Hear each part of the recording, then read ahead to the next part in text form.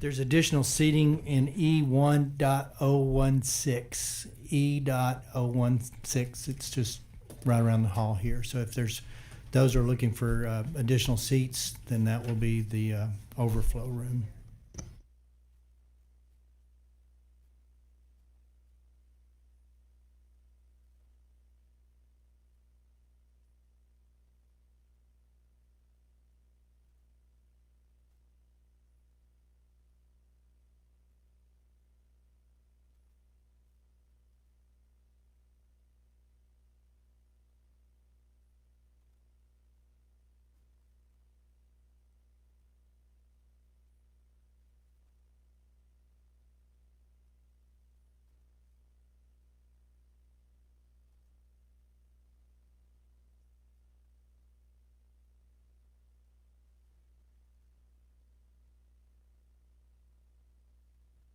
No, she's.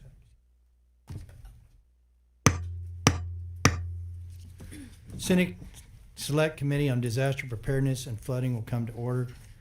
We do have the additional seating over in E1.016 for those that are looking for it. Clerk will call the roll. Chairman Perry, Here. Vice Chair Flores, Here. Senator Betancourt, Senator Blanco, Senator Campbell, Senator Hinojosa, Present. Senator Kolkhorst, Senator Menendez, Senator Schwartner. Being 7 present, a quorum is established. Members, we're going to limit public testimony, public not invited, to 2 minutes today. Is there any objections? Hearing none, motion is adopted. Good morning, members, and thank you for being here today. Before we get started, I'd just like to say that it's going to be a little bit of a tough day. And it's not one of those hearings you ever want to have, but we also recognize that we need to have them when these kind of events happen so that we make sure to the best of our human ability that things like this don't happen again, that the lessons learned, as hard as they are, need to be taught and need to be learned. So today we're going to have a longer hearing than probably what most people expect, and it is wide open for the parents to share their love and their stories for their kids. I would also ask that, that God's grace is sufficient. It's not always what we want. It don't always feel enough, but I just hope that we can migrate, that He will give us what we need as we go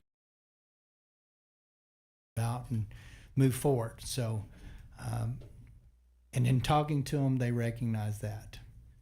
And the testimony and the witness of that alone was something that I cannot tell you how heartfelt, that it's good to see faith in action when it's tested at its deepest levels. So thank you guys for that on the front end. So with that, the bill touches on some deeply personal and deeply painful for many.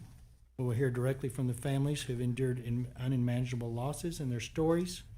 Will remind us that real lives and loved ones who are affected by policies that we considered. Some of the testimony today will be very difficult to hear. The moments will weigh heavily on us, but it's imperative that we do hear that testimony.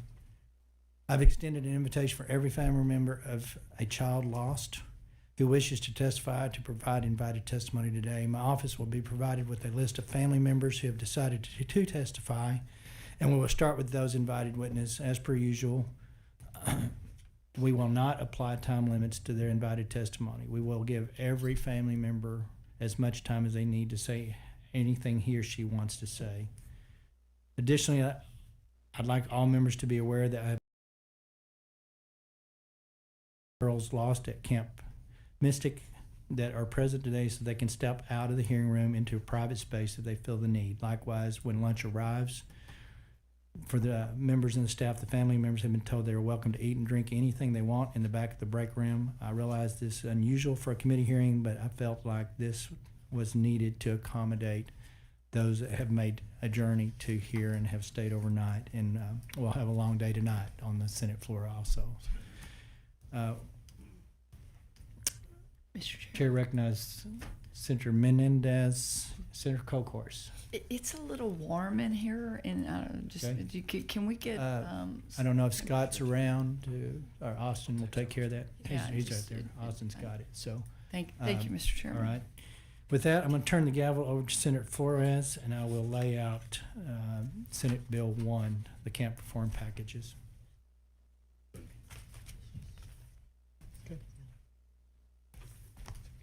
Thank you, Mr. Chairman. Chair recognizes Senator Perry. Lay out Senate Bill 1.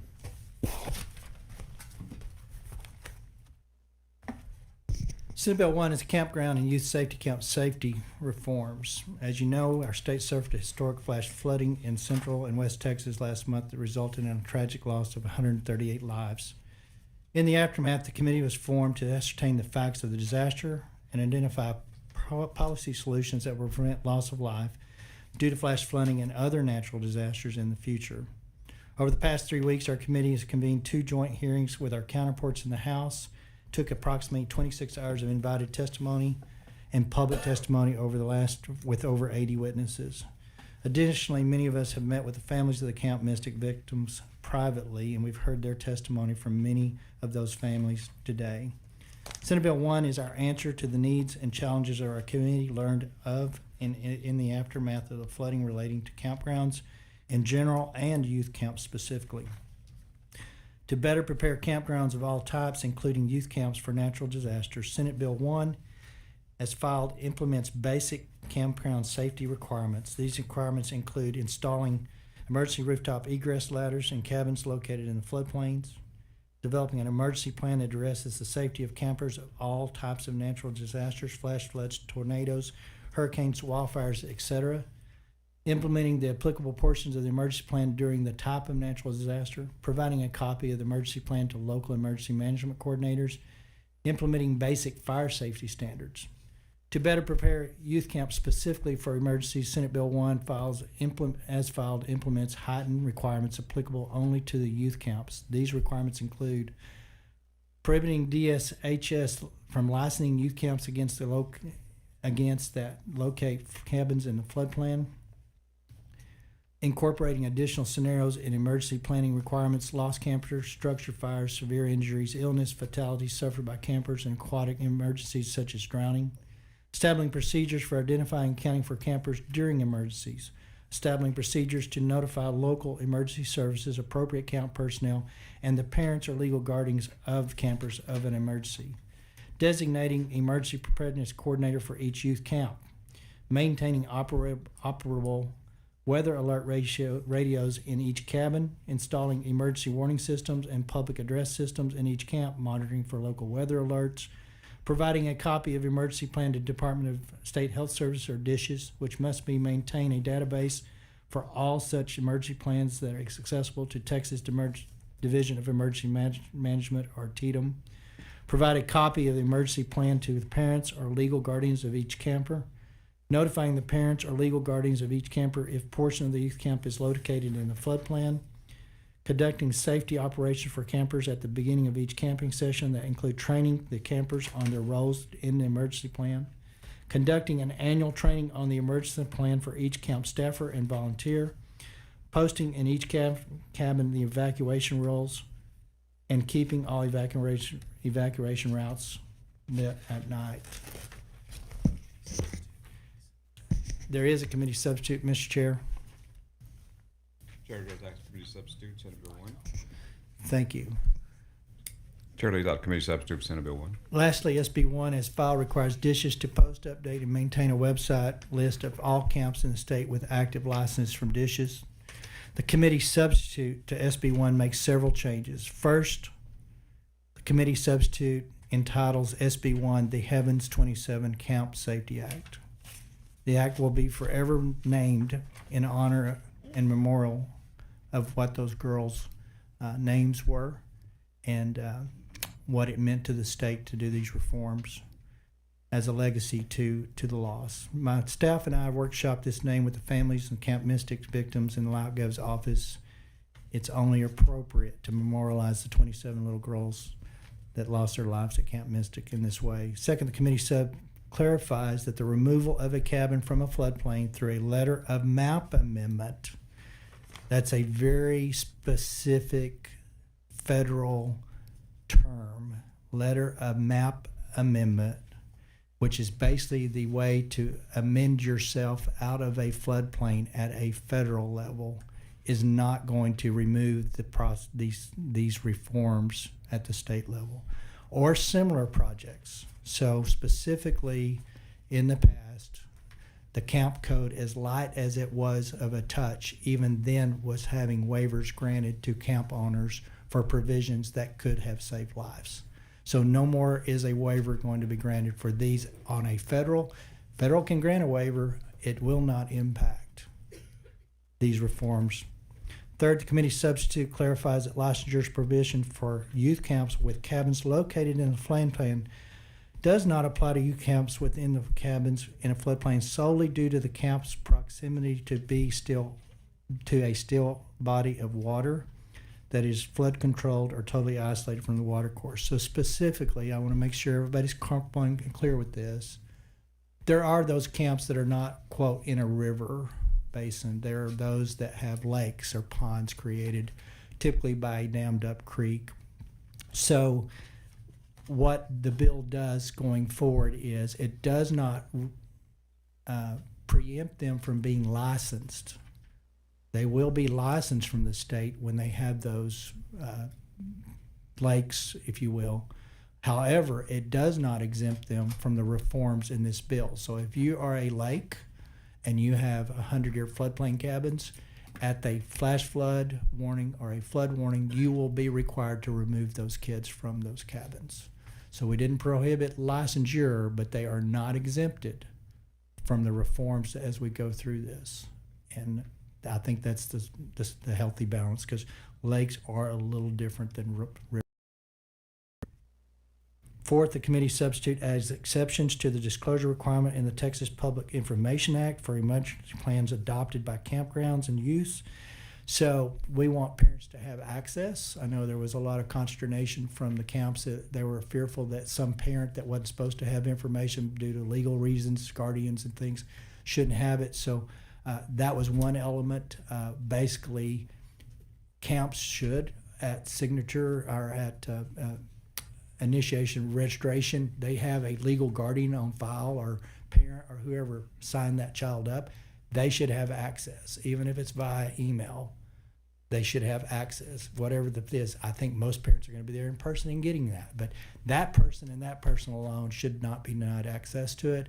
But what we didn't want to do, because we are also requiring that plan to be given to other local authorities, emergency management of the counties and stuff, subject that to a Public Information Act. So it is exempted from having required to have Public Information Act, because unfortunately we live in a fallen world that have bad people wanting to do bad things. So we've protected that evacuation plan from public disclosure because of other governmental entities that will be involved in it. We've also allowed a way for the camps to disseminate that plan to those designated guardians on file. Fifth, the committee substitute requires camp operators to renew their licenses any time after they alter the boundaries of the youth camps, construct new cabins, or renovate existing cabins to add number of beds. It was brought to our attention that a camp had actually added another 100 beds of recent, and that was not something that the department was aware of or should have been made aware of. Sixth, the committee substitute removes any extraneous or outdated procedural requirements by DISH's rulemaking relating to youth camps. These changes will ensure that the new DISH's rules required to implement Senate Bill 1 will be placed by April 1st of next year or before next camp season begins, next summer camp. Seventh, and finally, the committee sub requires that youth camps maintain at least 2 internet connections to ensure redundancy during the inclement weather. Currently, we have fiber. We have Starlink's type conversation, satellite type stuff. Most, I think, of the camps have fiber.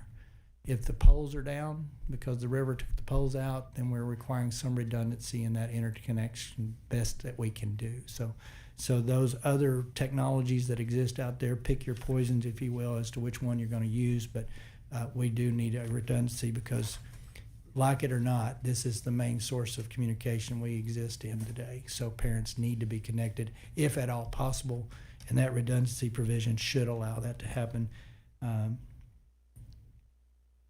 Hearing the parents, I can only imagine the torture of time when you found out there was an event but could not be able to be communicated to. So hopefully that alleviates some of that time element.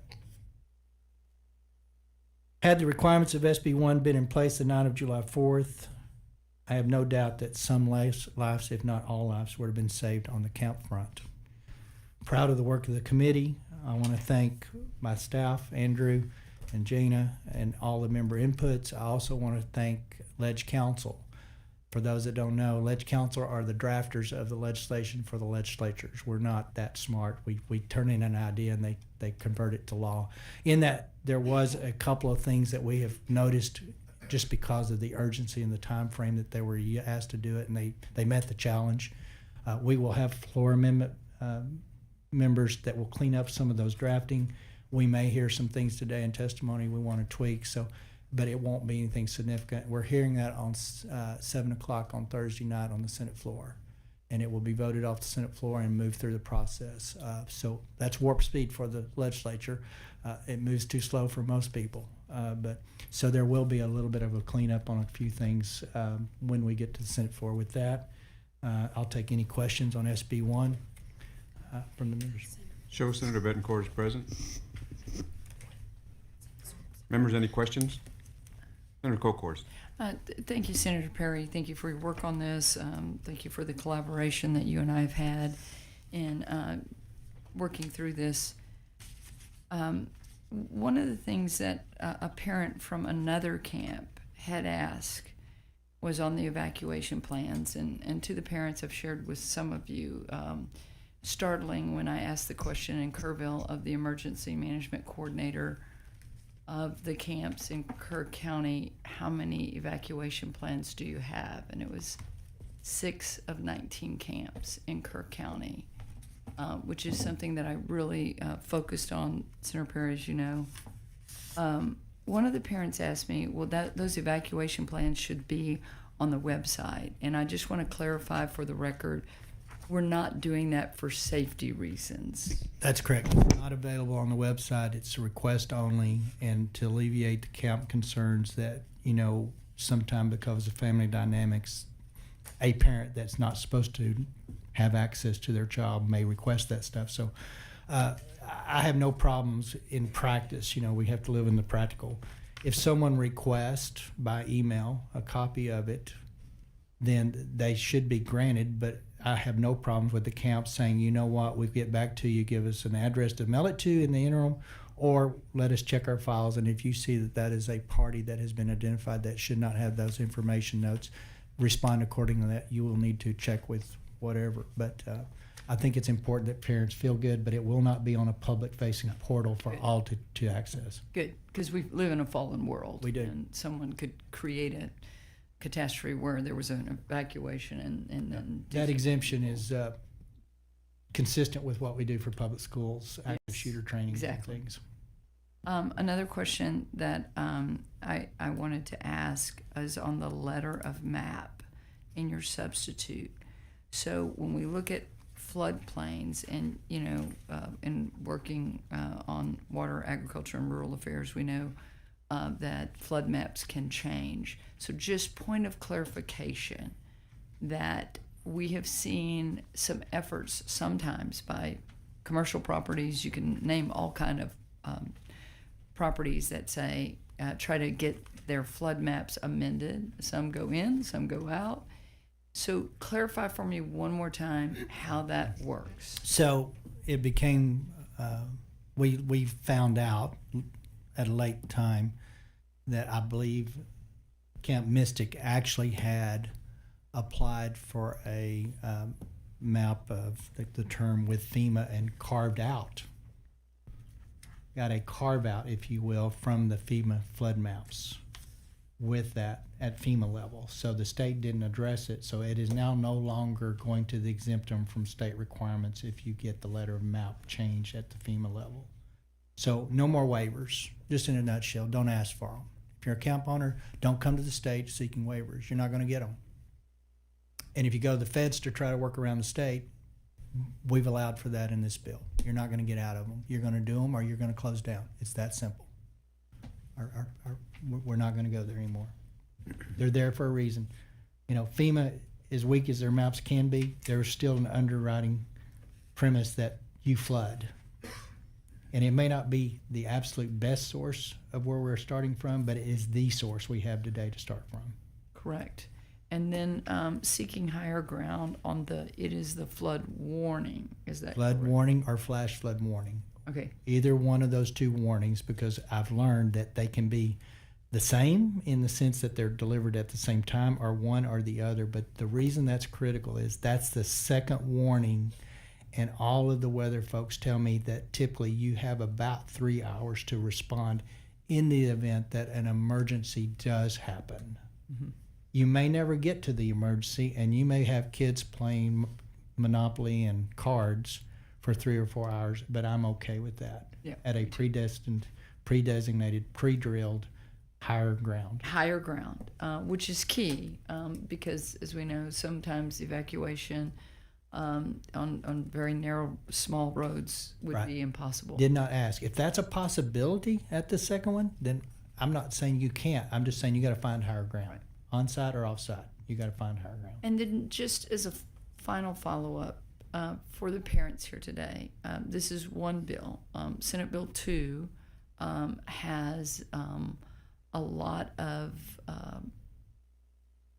key elements of us getting better to predict weather, rain bombs, and we're going to make major investments. Senator Betancourt, you have a siren system that we're working on. So together, Mr. Chairman, you look at a combination of these bills, working with our House partners, the state of Texas, in whether it's camp safety, campground safety. Many people died in this flood in their own cabins. We are going to have better predictability and better warnings, correct? That's correct. Thank you. Chair recognizes Senator Betancourt. Thank you, Mr. Chairman. Chairman Perry, this is really comprehensive start to what has been a horrible tragedy. I think just wanted to point out something that you added later, because it seems so simple, but it's an obvious fix, which is the redundant internet communications required. We're going to have that in the river flood warning system, but the fact that a camp could therefore have two accesses, maybe it's Starlink, obviously it's fiber, but importantly, then they are not guessing at that point. They have that information. And we're going to hear, what has been an unparalleled tragedy and a horrific failure of one camp today, and all the grief that it comes from this. But it's incumbent upon everyone here to listen. And I think you set that tone when we went to Kerrville about listening to what really happened and doing something to protect all Texans in the future. So I don't care how much grief we hear today. I know it's a wellspring of it. It's beyond tragedy to lose one family member, much less two, much less the age of what we're going to see and talk about today. And all of this panel, all of this legislature, all of Texas stand to do something about this now. Thank you, Mr. Chairman. Sure. Members, I can tell you the last couple of days in talking to both, all impacted families and others, it is only by the grace of God that we're not talking about a whole lot more kids. I mean, we were one person looking out a window and noticing that there was a problem in different areas of that river basin. And had it not been for that look, we could have had another 20 kids really easily. So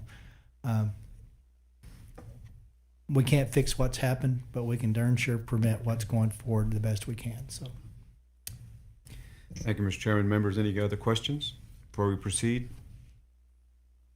With that, the chair will open up for invited testimony, and members, I ask that your questions until after each panel has finished its testimony. It is my intent to recognize members for questions before each panel is dismissed. So we will be calling up in panels. So as you hear your name, if you'll step forward, and you say your name and who you represent. and then say your statement, and then we will proceed with the invited testimony. So at this time, the chair will call up panel 1, and the chair calls Michael McCown, C.C. Williams Stewart, Will Stewart, and Clark Baker.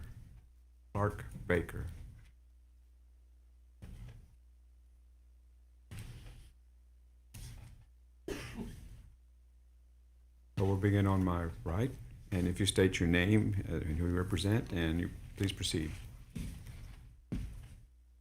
My name is Michael McCown. Can you turn on the mic, please? Okay. My name is Michael McCown, and I'm here representing myself and my wife, Callie, in support of SB1. Chairman Perry and the members of the committee, I want to thank each of you for inviting us, the families who lost our daughters at Camp Mystic during the Kerr County floods, to participate in this hearing and let our voices be heard. We had a daughter, Lenny. She was 8 years old. She is dead. On July 31st, we were unable to attend the joint hearing in Kerrville. Our lives had been devastated by Lenny's death, and we are only just beginning the long process of recovery. On July 4th, while driving to Kerrville to pick up my daughter, I received an email from Camp Mystic stating, "If you have not been personally contacted, then your daughter is accounted for." I felt a wave of relief, which was quickly shattered about 30 minutes later when my wife called, incredibly distraught, to say that Lenny is missing. She just got off the phone with the camp. She is unaccounted for. Over the next 48 hours, I was called to the Grimes Funeral Home to identify 2 bodies. One was not Lenny, but the other, I believed, was Lenny. Once the Texas Rangers took over the identification and recovery process, I returned to Kerrville from Austin to provide a DNA swab. Additionally, on July 5th, while searching for Lenny downstream of Camp Mystic, I found a deceased young girl. With the assistance of Wilson County Sheriff's deputies and National Forest Service personnel, we were able to retrieve her body and send her home. I recount these events to emphasize that I had no desire to return to Kerr County for those initial hearings. But I am now ready to speak. Lenny was the middle child between her brothers Bates, who's 11, and George, who's 3. To Bates, she was the pesky but beloved little sister. To George, she was a gentle, playful mother figure. On the weekends, she would even pour him Cheerios and milk so my wife and I could get a couple more minutes of rest. To everyone else, she was a joy.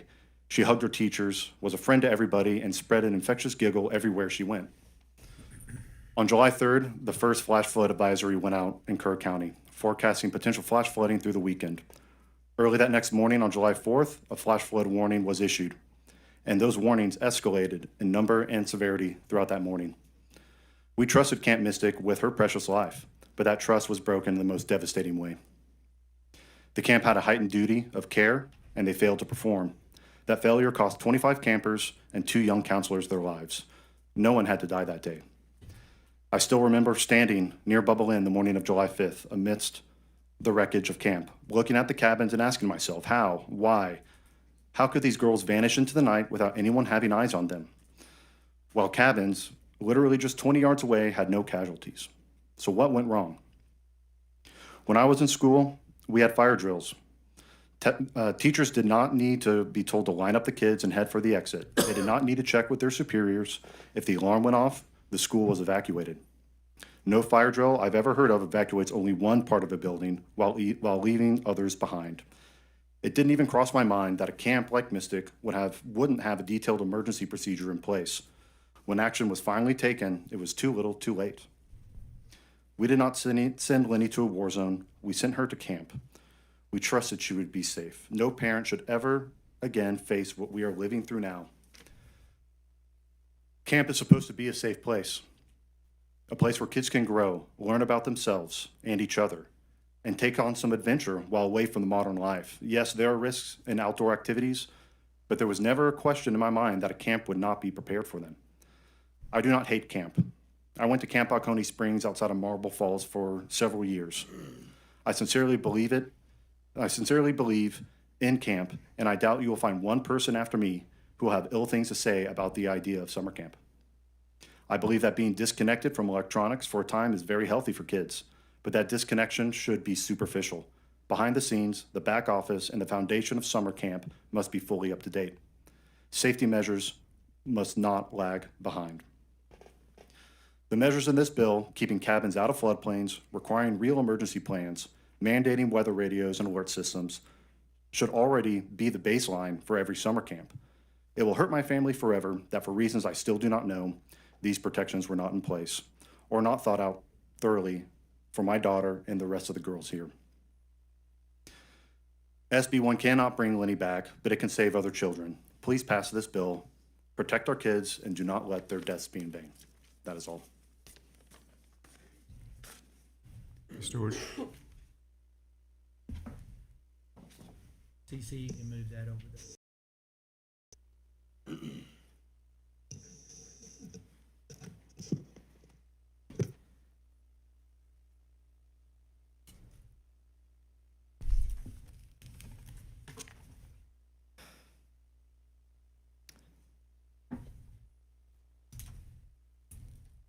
My name is Cece Williams Stewart, and this is my husband, Will. We are the parents of Seal Stewart, the only camper from Camp Mystic still missing, and one of 2 known victims who remain unaccounted for after the flood. We are here today for 2 reasons. First, to express our unwavering support for SB 1, the campaign for camp safety. Texas summer camps must be properly equipped, trained, and held accountable so that future generations of children can experience the joy of camp without being placed in preventable danger. Second, we are here to speak of our precious daughter, Seal. 3 generations of women in my family went to Camp Mystic. This year, it was finally Seal's turn. She was 8 years old, going for the very first time. Her heart aunt, who are both here today. Well, I'm her mother. Her aunt, her grandmother, who is here today, her great aunt, and 5 cousins. For Seal, camp meant adventure, memories, friendships, and lessons to carry for a lifetime. For me, it meant watching my child grow and learn, but always under the assurance that she would be safe. Joy and growth cannot exist without safety. Seal's chance to experience camp only existed because I was ensured that her safety and the safety of all the young girls was paramount. I ask you, what could have been more important than that? But that assurance was betrayed. Obvious common sense safety measures were absent. Protocols that should have been in place were ignored. As a result, my daughter was stolen from us. Seal's life ended not because of an unavoidable act of nature, but because of preventable failures. On just her 5th day of camp, the beginning of what should have been a magical first summer, our Seal was swept away, along with other bright, beautiful girls. She was stolen from her family, from her future, from the world she lit up with her independence and spunk. This legislation cannot bring back our daughters, but it is the beginning of change that must occur so this tragedy never happens again. It is the start of a promise that their lives and their deaths will mean change. It is an effort to ensure that no other family suffers as we all have. In addition to the families that are here today and that lost their children, there are hundreds of other campers that were affected by this that survived. The survival guilt and trauma that they went through, for many, is unknowable.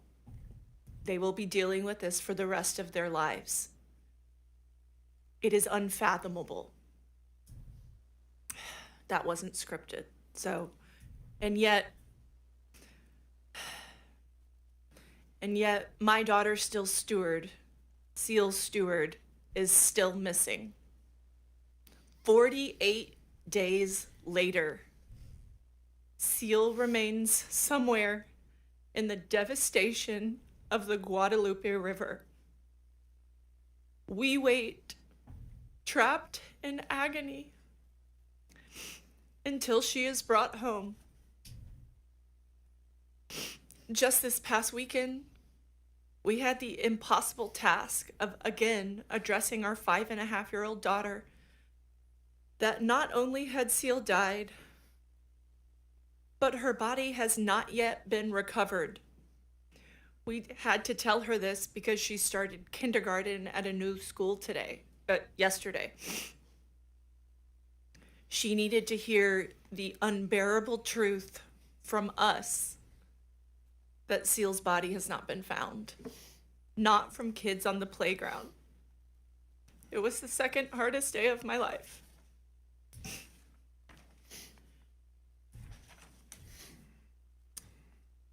We are profoundly grateful to the rescuers and recovery teams who have risked and sacrificed so much and that are still out there.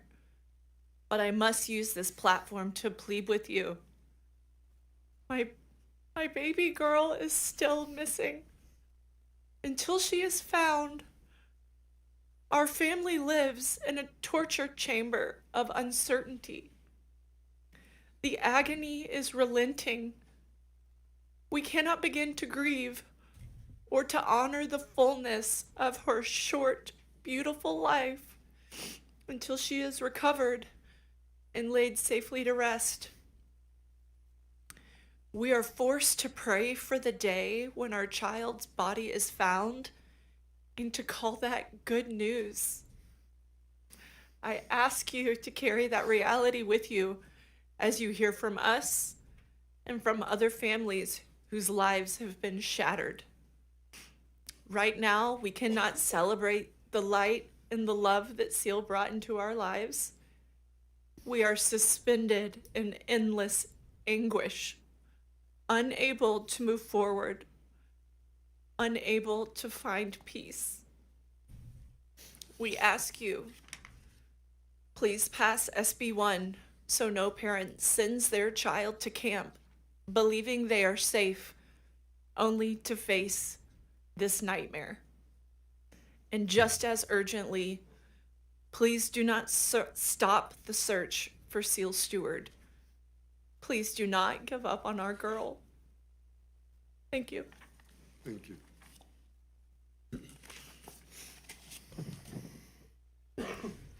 Good morning. My name is Clark Baker. Along with my wife, I'm here to represent myself along with my wife, Katie Baker, Chairman Perry, rest of the committee. Thank y'all so much for your diligent work on prioritizing camp safety. In May, Mary Grace Baker stood in her school's church surrounded by her classmates, her teachers, and her family. She was receiving the St. Elizabeth Ann Seton Award, the highest honor at St. Anne's. It was a celebration of her character and the kindness and joy she brought to everyone around her. We all gathered there to honor the way she lived her life, her faith, and touched our lives. And if we closed our eyes tight, we could almost imagine a world where that beautiful ceremony was just the first page of a lifelong story. But reality had other plans.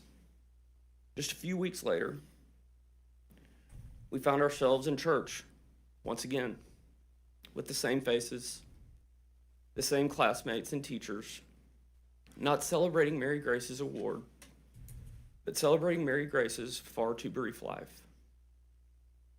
As I mentioned earlier, my name is Clark Baker. I am Mary Grace's father, and I'm here to make sure that nobody has to experience what I have over the last 6 weeks. My birthday is July 1st. The picture you are seeing was my last living memory of my daughter. Mary Grace was born in April of 2017. 2 months later, my wife lost her grandmother. And 4 months after that, I lost my own mom. Mary Grace was the light that helped all of us in the family through that dark moment in time. And shine she did.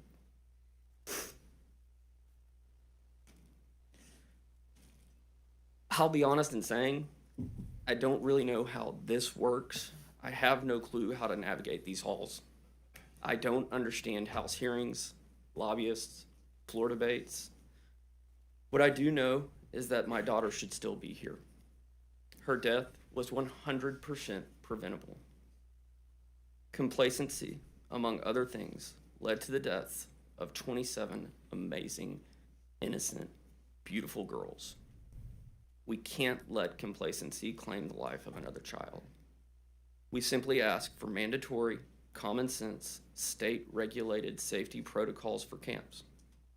That's it. One thing I forgot to mention. We're from Beaumont, Texas. We know about floods, and we understand that Mother Nature can rear her ugly head. But that's not an excuse. Camps, especially those in areas prone to flash floods, should have adequate warning systems and not build cabins in dangerous floodplains. Period. Surely don't put 8 and 9-year-olds in them. Have a legitimate evacuation plan. Know the plan. Practice the plan.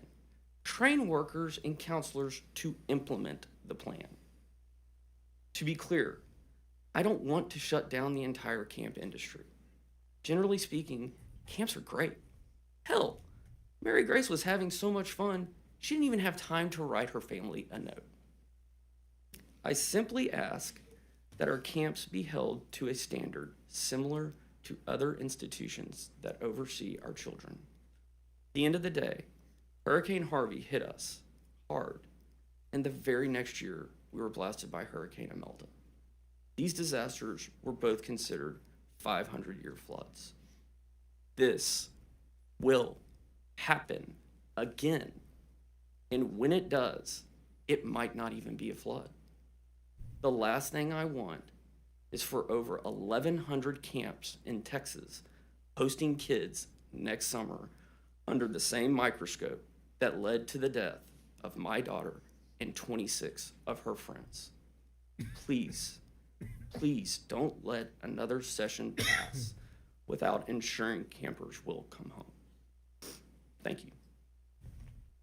Thank you all for your testimony. Members, any questions? Senator Betancourt. Thank you for all of your testimony. And to go to Mr. Baker's last comment, he said he didn't know how the place worked, how it works, how the lobbyists work. You don't have to worry about any of that. We're going to take care of this. And God bless you. And sorry for your loss. Any other questions, members? Thank you all for your testimony. Yes, sir. Thank you.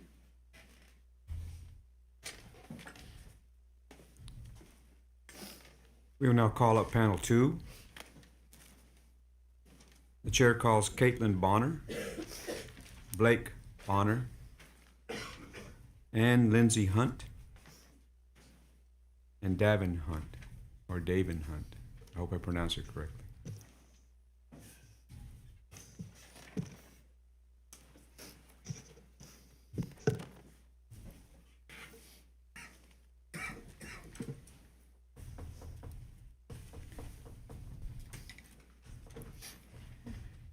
We'll begin on my right, and if you can begin with stating your name for the record.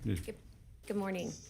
My name is Caitlin Bonner, and my husband, Blake, and I are here today on behalf of our oldest daughter, Lila Bonner, who lost her life during the floods of July 4th. Lila turned 9 on June 26th, 3 days before we drove her into the gates of Camp Mystic. Her 2 little sisters, Wynn, 2, and Scarlett, 6, are now attempting to navigate a world without her, one that Blake and I never imagined would or could be our permanent reality.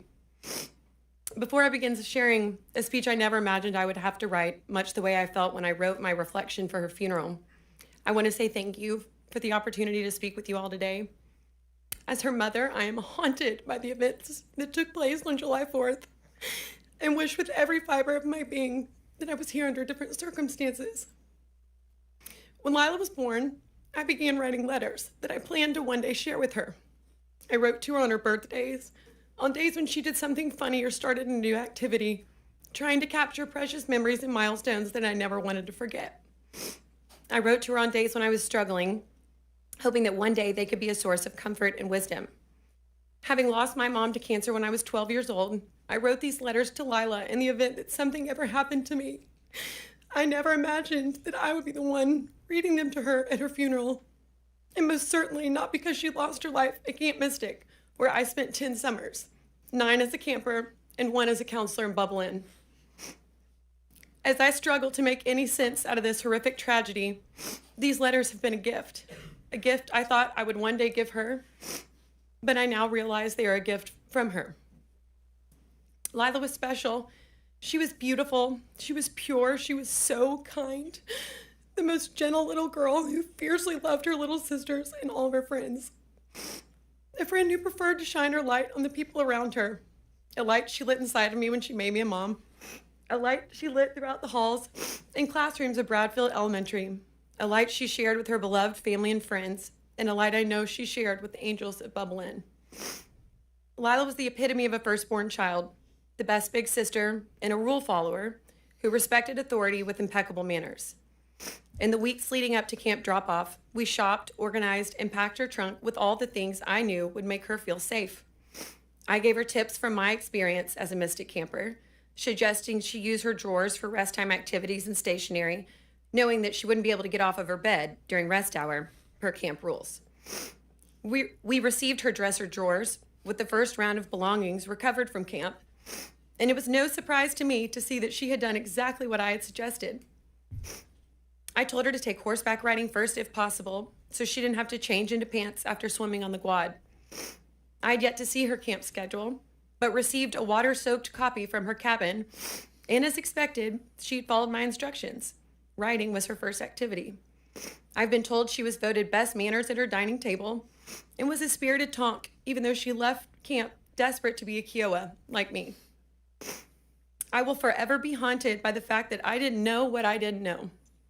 I sent her to Camp Mystic to grow closer to God, make lifelong friends, try new activities, and encourage independence.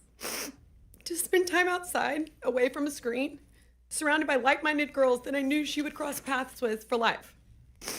I naively assumed she was safer at camp than anywhere else. When I think about the trauma and fear that our girls endured, it makes me physically ill. This loss is one no parent should have to endure. A piece of her purple trunk that I so lovingly and meticulously packed was recovered at the dam, 11.1 miles from camp.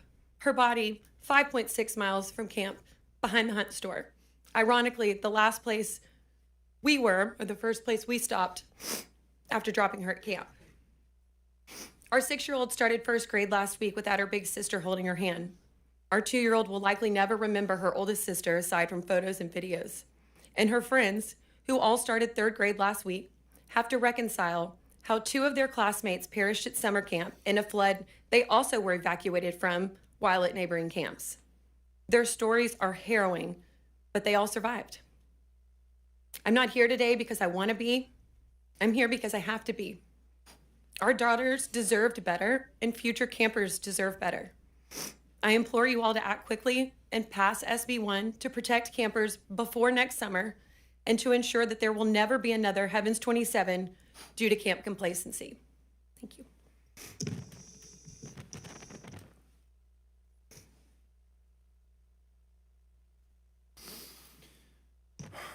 Good morning. My name is Blake Bonner, and as my wife Caitlin just shared, our daughter Lila was one of the 27 precious lives lost at Camp Mystic on July 4th. I want to thank my fellow Mystic parents, for their incredible strength. There's really no explanation for how this group was brought together and given the strength to be here today, other than our girls willing it from heaven. It is our angels who give us the strength to stand before you today. I also want to personally thank each member of this committee. Thank you for your time, and more importantly, for your sustained effort in driving real reform with SB1. We see your stewardship, and we are very grateful. We also want to thank you for your empathy, allowing us and these other parents to share these unbearable stories takes a toll. It isn't easy, and we thank you for listening with open hearts. In the days after Lila's passing, our priest shared something that has anchored us. He said, God did not want this. He never wants a child to die senselessly. My faith has been challenged to its core, but hearing that reaffirmation and knowing what we know now about that night makes one thing painfully clear. This wasn't an act of God. This was an act of pure complacency. A common tragic theme you will find amongst the 27 angels we lost is that they were dutiful, they were perfect children who followed the rules. They did exactly what they were told to do that morning, stay in their cabins. Our daughters paid the ultimate price for their obedience to a plan that was destined to fail. And this risk is obviously not theoretical. As Senator Perry mentioned, these areas are called floodplains for a reason. They flood. This is why this was not an accident. It was 100% preventable failure. It was a failure of planning, prevention, detection, and response, which leads us to the questions that will forever haunt us. Why were our children sleeping in a known high-risk flood zone? Why was the stated evacuation plan to stay in place? Why were there no adequate warning systems in the cabins, despite a similar tragedy on the very river as recently as 1987? Why were summer camps, entrusted with the care of our most precious gifts, exempt from the basic safety standards required of every daycare and school in Texas?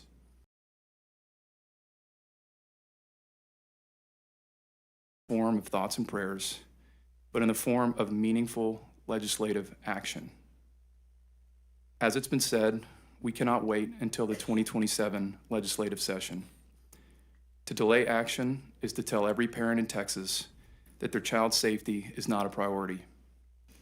It is to accept a risk that has already been paid by the lives of our daughters, our Heavens 27, who paid that ultimate price.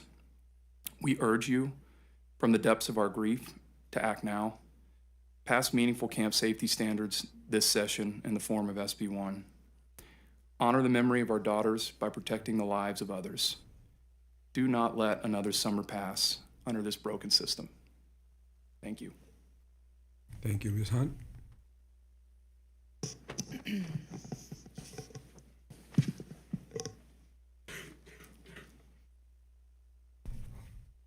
I'm Ann Lindsay Hunt, and you're being passed a picture of our daughter, 9-year-old Janie Hunt. Thank you so much for listening to us today. Janie was the heartbeat of our family. She made me a mom. She always cared for others. In a nutshell, that's who she was. She left for camp full of excitement and joy. She came home in a plywood box. It's impossible to put into words the depths of our grief, the magnitude of this loss, the trauma we are dealing with, replaying the nightmare of having to identify her tiny, muddy body, and the trauma and nightmare of what we imagine she went through that night. It's so hard to face each day without her. In the weeks after, I've been thinking back on the verse read at Janie's baptism, Jeremiah 29:11. For I know the plans I have for you, plans not to harm you, plans to give you hope and a future. We thought she was promised a bright future. She would be protected. But now I realize today, these are the plans. This vote, giving meaning to these deaths, shining a light on her trait of caring for others by making the summer camp industry safe for other children. If these 27 little voices could be heard today, they would say, please vote in favor of SB1, safer camps, so that no other parent would experience this darkness again.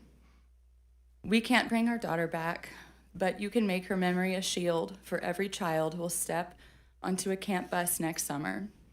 You have the power to make sure camps are places of joy and not danger. Thank you. Thank you. Greetings, everyone. Thank you for hearing us this morning, and I would like to thank all of y'all for listening to us and for the empathy you have shown. This is not easy, and this won't be easy for future, but thank you. So my name is Davin Hunt. In my hand and passed out to you is a picture of my sweet little angel, Jamie Hunt, age 9. Beautiful daughter to my wife, Ann Lindsay, best friend to her 7-year-old brother, Henry, and self-proclaimed mother to her baby, her little sister, Julia, age 2. So that you understand what we are missing now, Jamie was just so pure with a love for life and truly the innate ability to think of others before herself. She was the best of her mother and I, and we often said we did not deserve her. This was much prior to her passing. I mean, she was truly the light of our family. We often joke that she was the third parent. I mean, she loved Henry and Julia with a fervent passion, and her parents. Every night, she would ask us for extra hugs, kisses, and you wouldn't get out of that room without saying, I love you. She was extremely intelligent, artistic, and most of all, she was very kind and faithful. I could talk about my daughter for hours. As others can vouch, I can go on and on with stories about her, but I will spare you all this time. I will say that after her death, I received volumes of stories from people that I'd never heard from all around. And if you'll please indulge me, I'd like to share 2 of them with you. These 2 really encapsulate Jamie's spirit, and this is what you're trying to protect. The first one, this is from one of her friends. Jamie always hugged me when I would cry. She was always there for me and my friends if she saw them alone. Jamie wouldn't let anyone be alone. Mom, I want to live like Jamie did. And then the second one, from a father who sent it to me. I asked my daughter, who is the girl that has the best influence on you and makes you the best version of yourself? And her unequivocal response was Jamie Hunt. There's a running joke amongst our family that Jamie was the angel child. She never disobeyed the rules, was always the teacher's favorite, and thrived with sports and friends. She was the angel child, but now she's just an angel. When Jamie was born, I had this feeling that I need to protect her, to be there for her. It was a sacred duty as her father to protect my daughter at all costs. And I was not there. I failed that sacred duty. At the end of her life, I was not there for her, and she was terrified. It is abundantly clear to me, and should be to everyone around, that Camp Mystic was completely unprepared for the flooding that cost my daughter her life. Since that day, our life has been a living nightmare. Every morning, we wake up and hope this is some kind of sick dream. And that is, if we even slept. When we do sleep, sometimes the dreams can be peaceful. The memories of times that we would give anything to relive. Sometimes the dreams are this mad rush, pit of your stomach growling, trying to find your daughter from some nefarious force that's grabbed her. Those are gut-wrenching. Sometimes the dreams are replaying our hopeless trip to the funeral home, praying to my Lord and Savior, please kill me, take my life, but not my daughter Janie. Take me instead. Sometimes the dreams are identifying our daughter at the funeral home and kissing her cold forehead over and over again, only being certain that it is our daughter by her necklace that just says, Janie. The worst dreams, by far the worst dreams, are the ones where I imagine what it was like for her. Petrified, screaming, and alone. I prefer not to sleep rather than have those dreams. As I look at grief, the closest analogy to my own feelings, and I'm speaking for myself, is the President Theodore Roosevelt on February 14th, 1884. On that day, Teddy Roosevelt lost his mother and his wife within a few hours of her. In his diary, he wrote 8 simple words. The light has gone out of my life. I stand here before you today to tell you that is how I feel. That is how we feel. Janie was our light. She was our everything. Unlike Teddy, we can't go off to the Dakotas to just go hunt things. We have to be here. We have to effect change to ensure that my daughter's death will not go in vain, and it will not go in vain. I want our pain, our suffering, our example for our fine state to be what they should avoid. Don't let another parent have to suffer this reality, this hell we're currently living in. I mean, these reforms are common sense. They are really basic safety measures that should have been in place already. But by placing them as law, they will restore confidence in our camps. I love camps. I went to camps my whole life growing up, and I treasure my experiences at them, including the maturing of my faith in Jesus Christ our Lord. But as a parent, we send our kids to camp with a presumption of safety. We believe they will be safe. And it's up to you guys to help us, because they must be safe. Without this legislation, without SB 1, we are just biding our time until there's another catastrophe that has another Heavens 27 or worse. I urge you, I beg of you, I beseech you, please do the right things by our children. Please continue fighting and pass SB 1. And I also urge you, please remember, there's one more angel still out there. Please keep looking for Seal. And I thank you for your time. Thank you all for your testimony. Members, any questions? Thank you all. Thank you for being here. Thank you.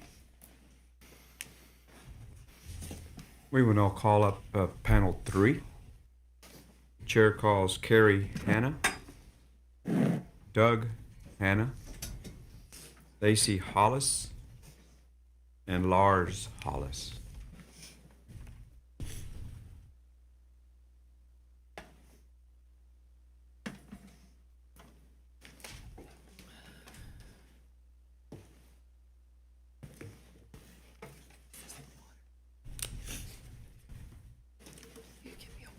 Thank you all for being here. You will begin.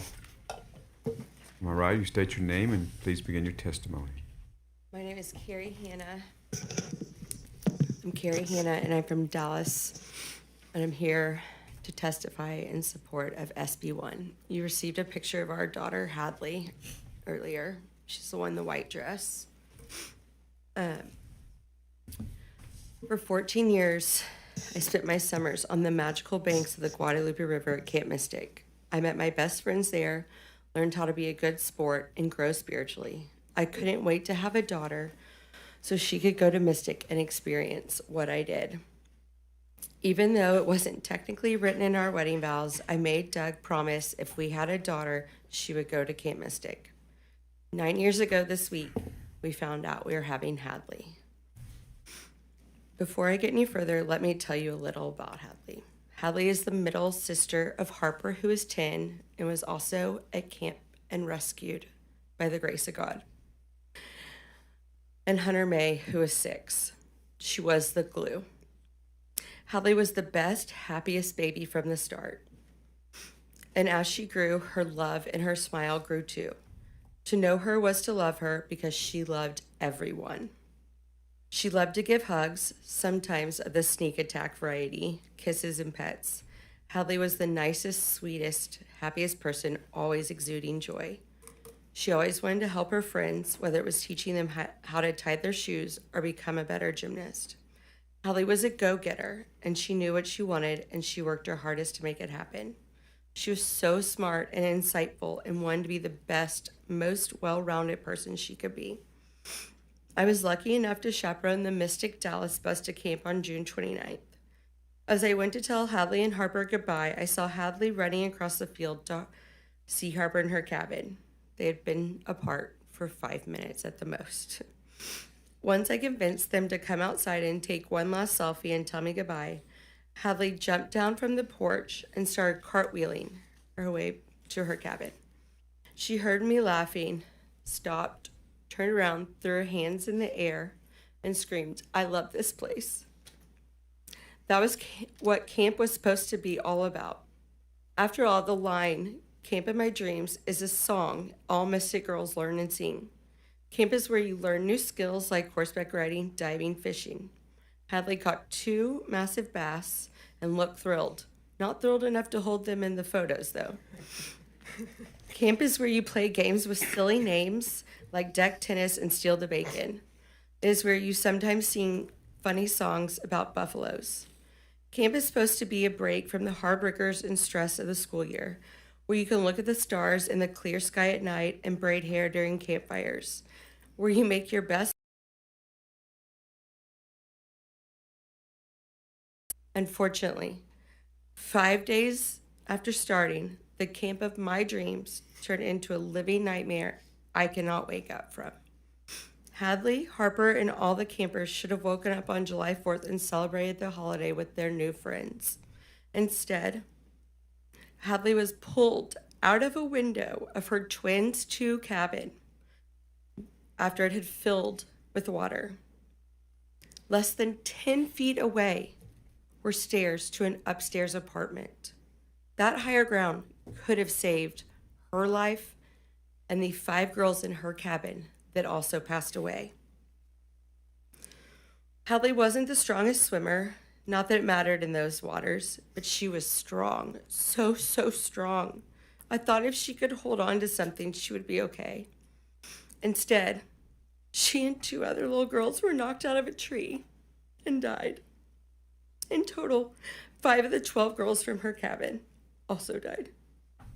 Our precious, hilarious, kind, caring, silly, loving little girl who always wanted to help others died because there was no plan, because there was no backup system or sirens, because the sweet 18 and 19-year-old counselors did not have the training they needed. Instead, they were told to stay in place, a rule that proved to be fatal. To the best of our knowledge, the water started rising a little after 1 a.m. on the 4th. I woke up at 7 a.m. to text after text telling me that 2 little girls from Hadley's cabin had been found down the river by a neighbor and asking if I had heard anything. The answer was nothing. From our understanding, and this all needs to be investigated, there were over 6 hours of children being swept away and dying before anyone could come to their aid. On Saturday, July 5th, I made Doug drive me out to camp. We had gone 24 hours with basically zero information, and I needed to yell for Hadley and all of the girls. No boats, people, nothing. They were all on the side of the roads. The air, too, was empty of helicopters, drones, and satellites. just quiet and blue skies all around. We had a meeting at the church with officials at 10 o'clock on the night of the 5th, and we were once again without answers. We were told to come back the next morning at 7 to give DNA and that there would finally be answers. I personally asked if there were children in the morgue whose parents hadn't been notified. I had originally heard this from the media. The answer was yes. There were 5 whose parents were in the process of being notified and 1 unidentified. It turns out that 1 was our sweet daughter, Hadley Rebecca. The only way the Rangers knew for sure it was her was after I told them she had had alternating green and yellow nail polish on her fingernails. The child laying in a makeshift morgue could not have looked more different than our beautiful girl. It is a sight I can't get out of my head. It haunts me day and night and is all I think about. I think about how much she suffered and how scared she had to have been in that dark, cold water. It kills me that I couldn't have helped her. Before Hadley left for camp, she was worried about being away from me for a month. You see, she may have her dad's personality, but she was my mini-me and my best friend. I promised her she would be safe and okay. I told her camp was the safest place she could be, and she would make new friends and learn new things. I lied to her. She not only wasn't safe, she died. We sat around for 16 hours praying, hoping, pacing, getting prank phone calls and texts from people saying they had her. For her only to be found down the road, alone.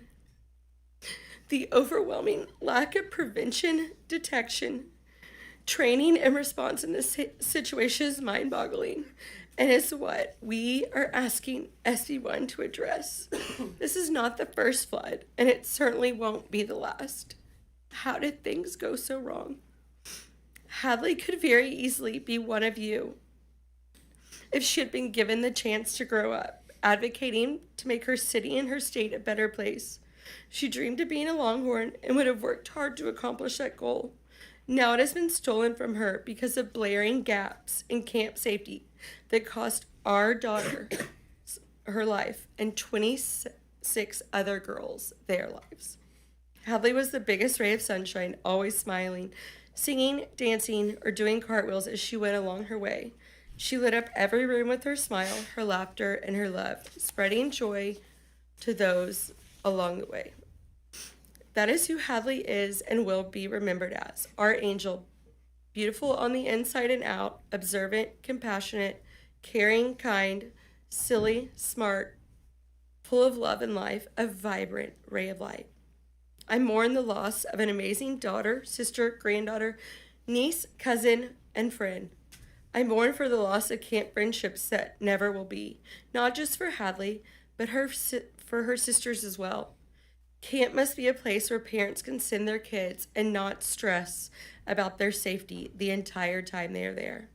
Please, I beg you all to do what is best for children all over our state, country, and world that come to Texas each summer to get away from the stress of life and to have fun. There's no reason camp can't be fun and safe. Do it for our girls who can't ask you for help. Do it for your own children, grandchildren, or your friends' children. Don't let this opportunity pass you by without doing something. Thank you. Thank you for your testimony.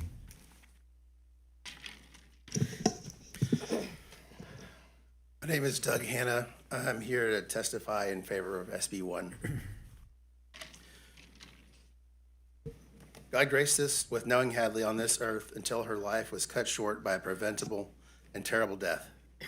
I know Hadley is looking down at us from heaven and smiling. She was so kind and caring from the start. She really looked up to her big sister Harper and watched out for her little sister Hunter. At times, she drove me crazy, but I was just starting to really get her and understand her. 8 years, 4 months, and 22 days wasn't long enough. I'm going to miss the hugs, the daddy-daughter dates, the laughs, the passionate conviction, the cartwheels and poses, her kissy-face lips, and everything about her fun-loving personality. She loved everyone in her life and had so many wonderful relationships throughout our community. I'll always miss her with every moment of every day with all my heart. On July 4th, I woke up to my wife frantically texting other moms. They were texting about Mystic, and my curiosity was piqued. She seemed shocked, and I had asked her what was going on. She told me a girl from Hadley's cabin had been found in a tree miles downriver. That was enough for me. I took the brisket off the smoker, put my chainsaw in the truck, and started driving to get my girls, Harper and Hadley. On the way down, around Heiko, we got official word. Hadley was missing. I arrived at the reunification center in Ingram around 12:30 on the 4th. It was a sobering scene. The names of people being found were read aloud. At some point, they led the families of people known to be missing into a back room. Sometime later, after a Black Hawk helicopter ride and a medical evaluation, I got the word that Harper was ready to be released. I worked my way to the front of a line of worried parents and finally saw Harper with my own eyes. I gave her a giant hug, and with tears in my eyes, I walked with her away from the commotion. We sat down on a curb, and I told her, Hadley is missing. She said, "No, Dad, Hadley's in a tree." I had to let her know that she was missing, and that the longer someone is missing in a situation like this, the more likely it is that when we find her, it will be bad news. She said, "What do you mean bad news? Is Hadley dead?" I told her she could be. Harper asked me how we would deal with that. I told her we would deal with it as a family. It was the only common sense answer I could think of, and I couldn't lie to her. Since attending the Band Together Texas concert here in Austin Sunday night, Harper has wanted to talk about the night of the flood. She's having flashbacks and hasn't been able to sleep without one of us by her side. We feel guilty because we sent our girls to a camp we thought was safe. Don't get me wrong, we love camp. I went to Worth Ranch Boy Scout camp. It made me stronger. When you pick your daughter up from camp the first year, you can see that they have grown and matured. Thought Mystic was safe. Didn't know we were sending our daughters to sleep in cabins that were removed from the floodplain through an administrative process. We're asking for common sense legislation that holds camps to the same standards as other places we send our kids, like daycare and school. When you send your kid to camp, you expect to pick them up.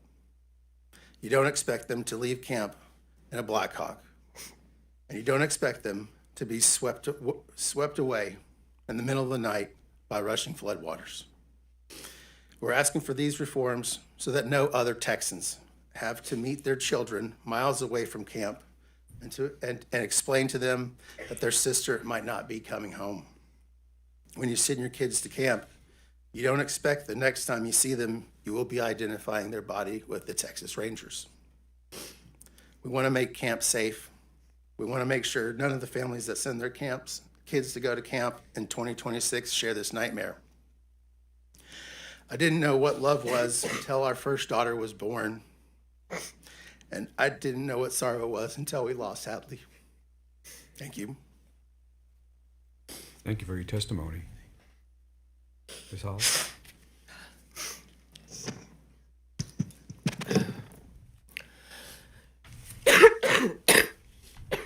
Excuse me, I have a bit of a cold. Take your time. So y'all are gonna have to bear with me. Hi, I'm Lacey Virginia Ela Collis, and I live on a ranch outside of Belleville, Texas, where I grew up. In a house that was the first place I carried Virginia into, and the last place I carried her out of. I support SB1, and I would like to tell you why this bill is so important to me. My daughter Virginia, our first child, named for me and for my grandmother, died sometime after the rain and river flooding that happened in the early morning hours of July 4th. We don't know when she died. We don't know how. We really don't know anything. We may never know. All we do know is our daughter was at camp. She was not protected. She was not safe because she died along with 26 other girls. I was not there to protect her.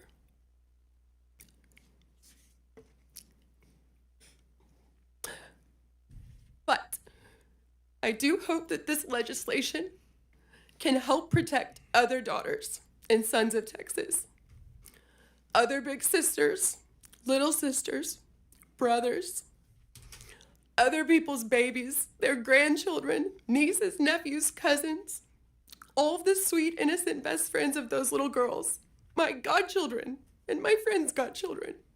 Hopefully no other parent will ever experience the excruciating and unimaginable pain and torture I am trapped in, or the never-ending nightmare that is my life now. And I have to fight not to drown in it every second of every day. My hope for our actions here today, your actions, all of the people still at work, is that SB 1 will result in meaningful safeguards, enforceable safeguards, so that any child can attend a Texas camp and have the most incredible formative time of their life, with freedom and purity to make lifelong friends, to have dance parties, to wear fake nails with tiny avocados on them, even while they're trying to learn archery. Children should be able to safely do that in the state of Texas. It won't be Virginia, because she died at camp, at a place I thought she would be more protected than anywhere else on earth that I could send her. I was wrong.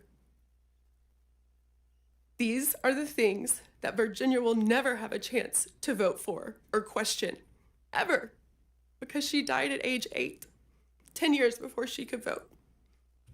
I'm her mother. I carried her in my body. I need for her voice to still be heard. This needs to become law, exactly because she lost the chance to grow up and testify for these things today.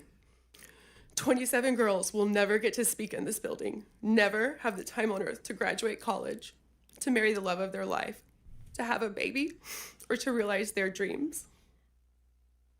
I don't want any more children to die at a Texas youth camp. What happened there changed our world because our daughter, one of our 2 children that made up our whole world, died.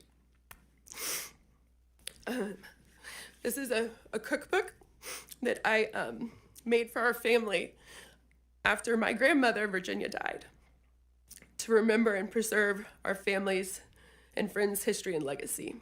My grandmother was 103.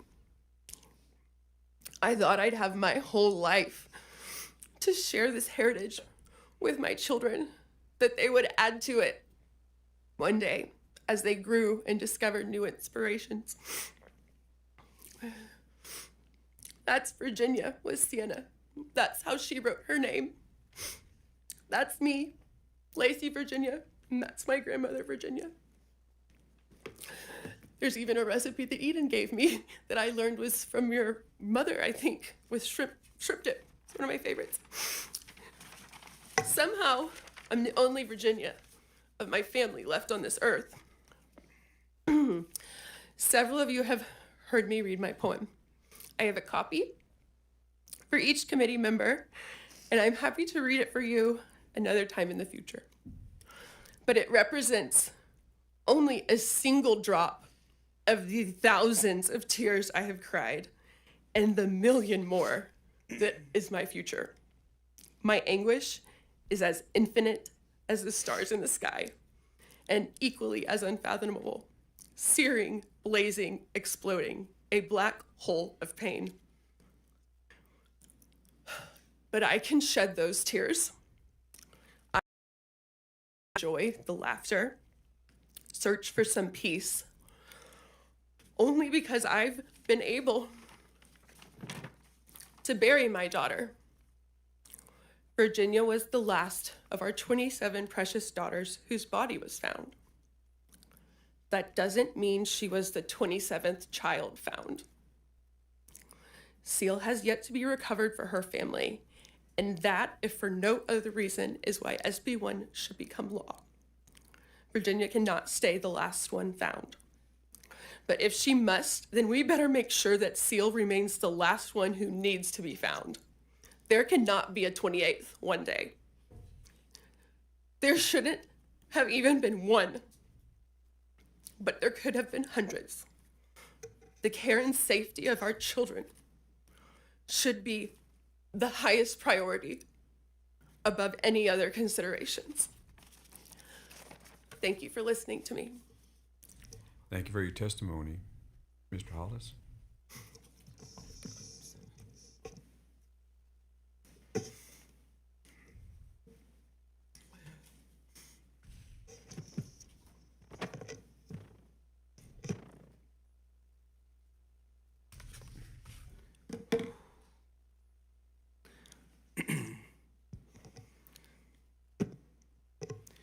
Thank you all for your leadership. My name is Lars Hollis, Lacey's husband, and Sienna is my only remaining daughter. We proudly live in the small community of Belleville, Texas. I am in favor of Senate Bill 1. My daughter Virginia made me a father. When a daughter is born, all her father wants is her safety and happiness, in that very order. Our 8-year-old daughter left Earth on July 4th due to a lack of preparation, detection, training, and response. I am a proud Eagle Scout. Our motto, ingrained in me at an early age, was 2 simple words: be prepared. Simply be prepared. We spent 8 years preparing our daughter Virginia to go to camp so that she would feel comfortable and safe. We taught her how to address letters, how to make her own bed, put away her things, wear socks with tennis shoes, brush her teeth, wear life jackets when boating, safely be around horses and cattle. In fact, I have proof of how she recently prepared. The 2 of us recently visited my 106-year-old grandmother in June because I feared the opposite would occur. And Virginia and her luggage created a checklist of the things so that she could prepare. Things from 2 goggles, 2 shorts, and many other things. We prepared. We made sure she'd have familiar faces on the first day at camp. Took a lot of work and time because we live in a rural town. As we best could, we prepared her to have the time of her life, to make friends and have her own experiences without us. We wanted to give her the gift to grow outside of our control, but in safety. Of the 3 girls she met prior to camp, only 1 survived. I support Senate Bill 1 because all the time and preparation we gave to our daughter, at a minimum, that same care needs to be required by law for the children at all Texas camps. We thought she would be safe there. Instead, she died. Organizations in charge of children need to be prepared for all kinds of situations, especially emergencies. Schools, daycares, all have fire drills, active shooter drills, hurricane, tornado drills, anything of what they may possibly face. I do not know why the same standard is not applied to camps, but they should be prepared. And if they can't be prepared, they shouldn't have the care of our children. Unfortunately, my daughter's family tree will no longer grow because of a lack of preparation, detection, training, and response. I am tormented every night around 2 a.m. I cannot sleep. I will forever be haunted by the fireworks on the 4th of July, standing outside the morgue, only to then have to wait till July 15th to bring Virginia home. Despite the pain, Virginia was simply incredible. It was an honor to love her and be her father. A wise person once said, "When someone you love becomes a memory, that memory becomes a treasure."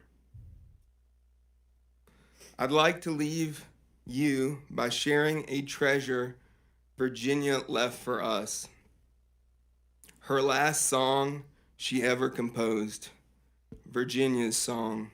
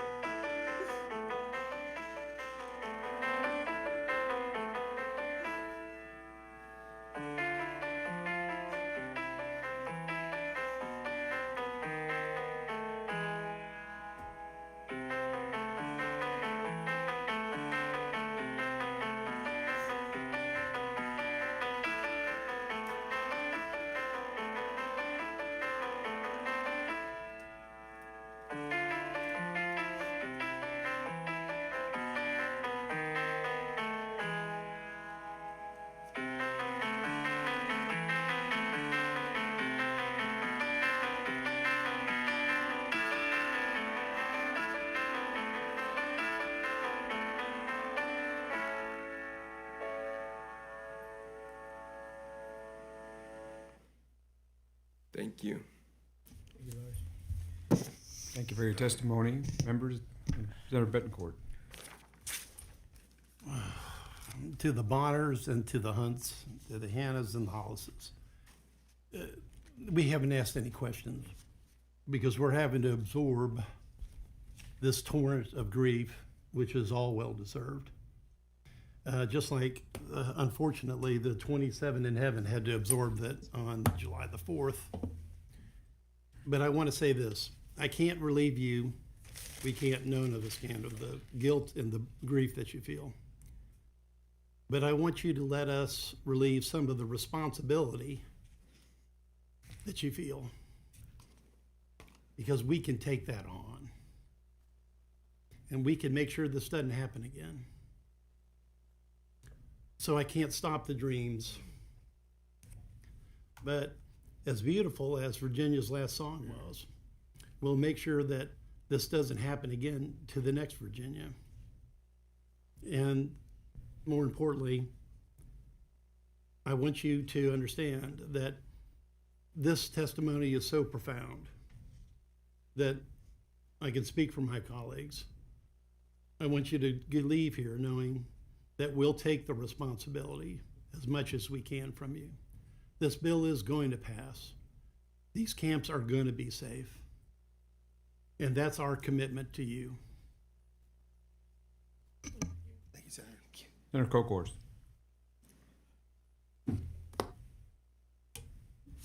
Thank you.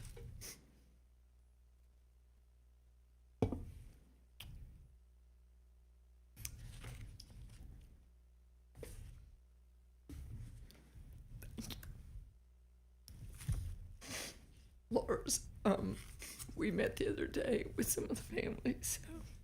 Senator Flores, Senator Perry, and I, and 3 of our House colleagues. And Laura's, I want you to know that our family had a conversation about your words about be prepared. It's a really good reminder for all of us, just in life. And I say that because I want you to know that you're being heard. And you're impacting lives. This tragedy is going to impact future lives.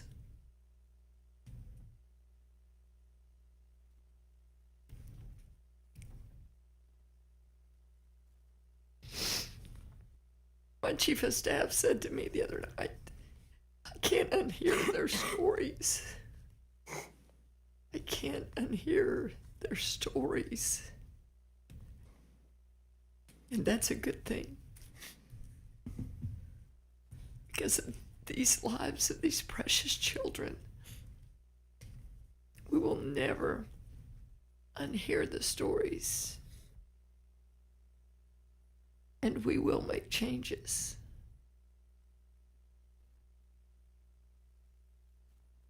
Or Lacey,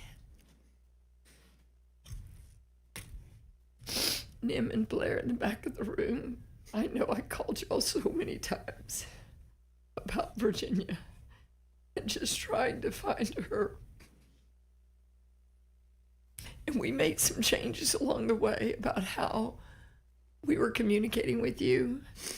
Chief Kidd, thank you for our very deep conversation about how we have to, communicate differently. We were maybe letting some things happen on the local level that the state took over.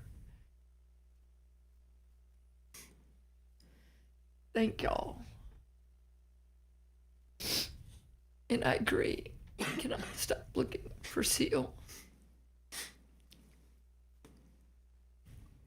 Because, Lars, I remember what you said to me. When you said,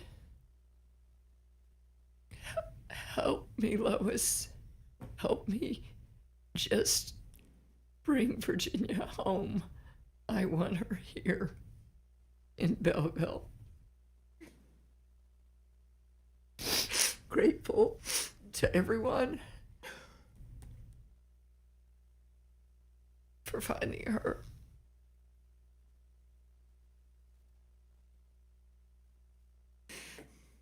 Thank you, all of you, for telling your story. Thank you. Because as Senator Bittencourt said, we will carry this forward. And you're right. I wrote down those quotes. Lacey, meaningful safeguards, but enforceable safeguards. Senator Perry, I think we're getting there.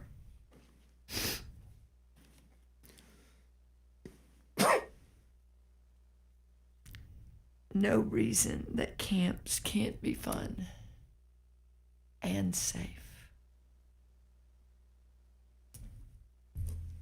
Thank you all. Thank you, Senator. Thank you. Members, any other questions? Thank you all for your testimony. Thank you. And sharing that with us. At this time, we'll call up panel 4. Chair calls Brant Dillon, Ryan DeWitt, Ben Landry, and Matthew Childress. Brant Dillon, Ryan DeWitt, Ben Landry, and Matthew Childress.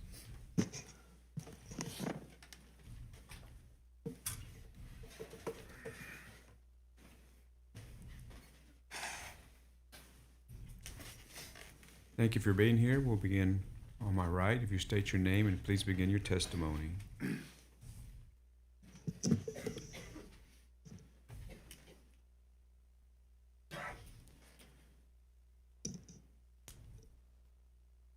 My name is Brant Dillon. I'm the father of Lucy Dillon from Houston, Texas.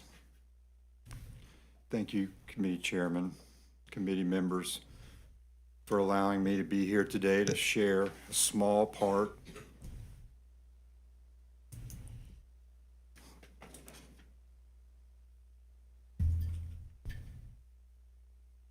of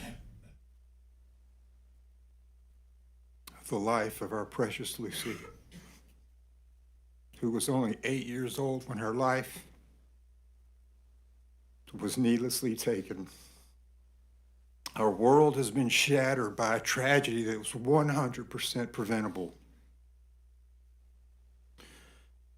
Every plan for our future, every dream that included her, has been destroyed by unsafe facilities, inadequate preparation, failed planning, and poor execution. Lucy was a straight A student. She excelled in school, was in gifted and talented classes, and even skipped a math grade.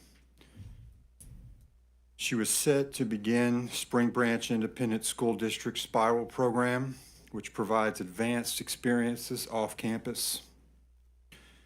Credit those accomplishments to her mother's unwavering conviction and to Lucy's determination to face any challenge. This setting today would have been child's play for her. She was also an exceptional athlete, recently helping her softball and basketball teams win their league championships. I had the privilege and honor of coaching her and her friends since she was 4 years old. While she loved to win, the joy of her victories was often balanced by the compassion she felt for the losing team.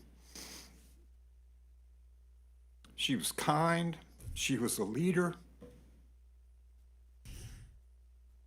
she was gritty, and she always gave 100% effort. Her younger sister, Charlie, was not a very good sleeper, and the way the responsibilities of the house took shape, I put Lucy down 9 out of every 10 nights for her whole life.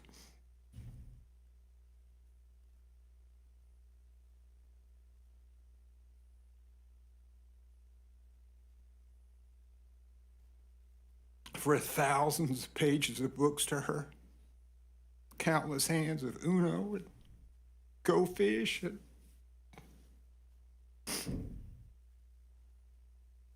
she was my best friend.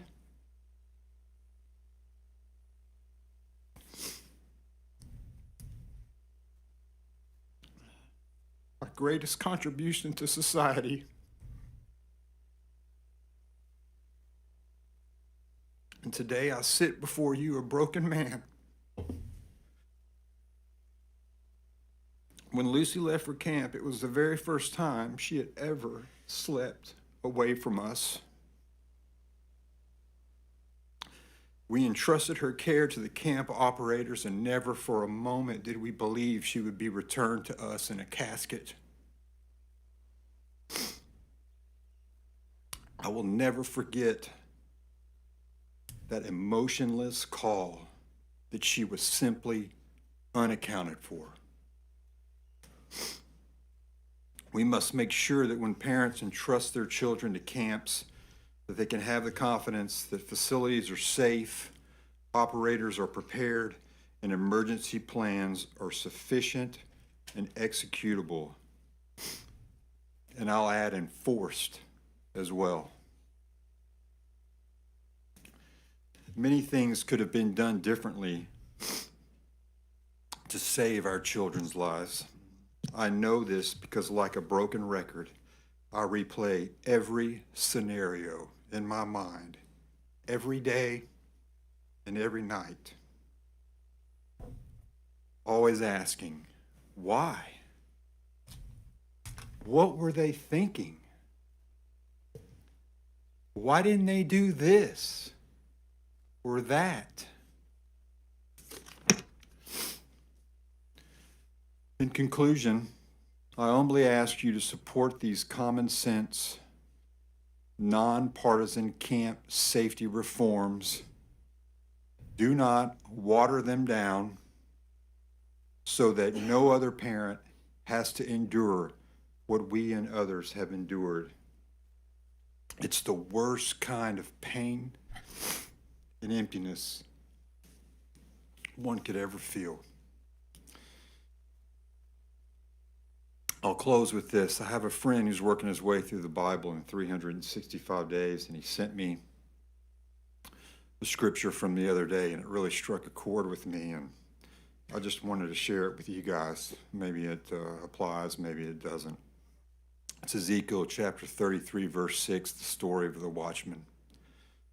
It says, "But if the watchman sees the sword coming and does not blow the trumpet to warn the people, and the sword comes and takes someone's life, that person's life will be taken because of their sin.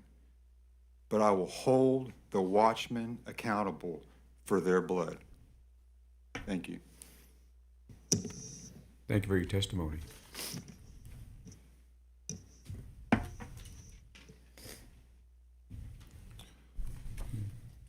Good morning, Chairman Perry and members of the Senate Select Committee on Disaster Preparedness and Flooding.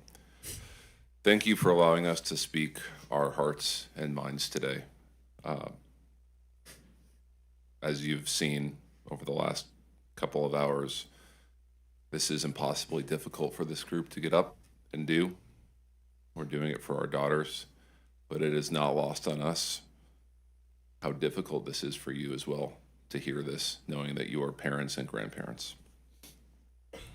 We recognize how valuable your time is and are humbled by your willingness to share it with us today. My name is Ryan DeWitt, father of Molly Claire DeWitt. I'm here before you on behalf of my wife, Elizabeth, and Molly's older sister, Annie, who was also at Camp Mystic, and by the grace of God, is still with us. And Chairman Perry, I appreciate you recognizing that at the front half of this. But I want to correct you and say it's hundreds of children. My oldest daughter was in rec hall on the second floor catwalk, water at her ankles. This is a child who has been through the ringer with weather events prior to this, was in therapy for them for a year. And I feel compelled to share with this group that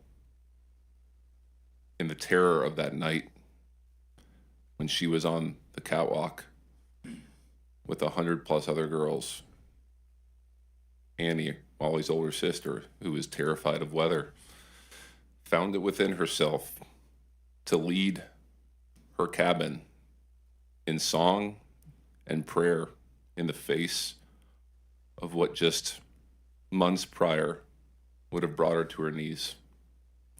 And I feel compelled to say that because my pride for my oldest daughter, Annie, is immeasurable.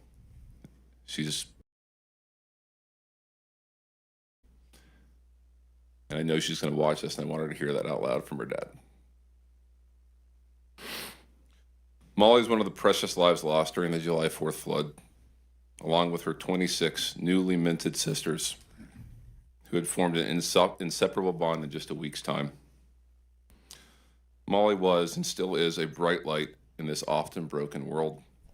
She embodied so many amazing qualities despite her brief 9 years on Earth.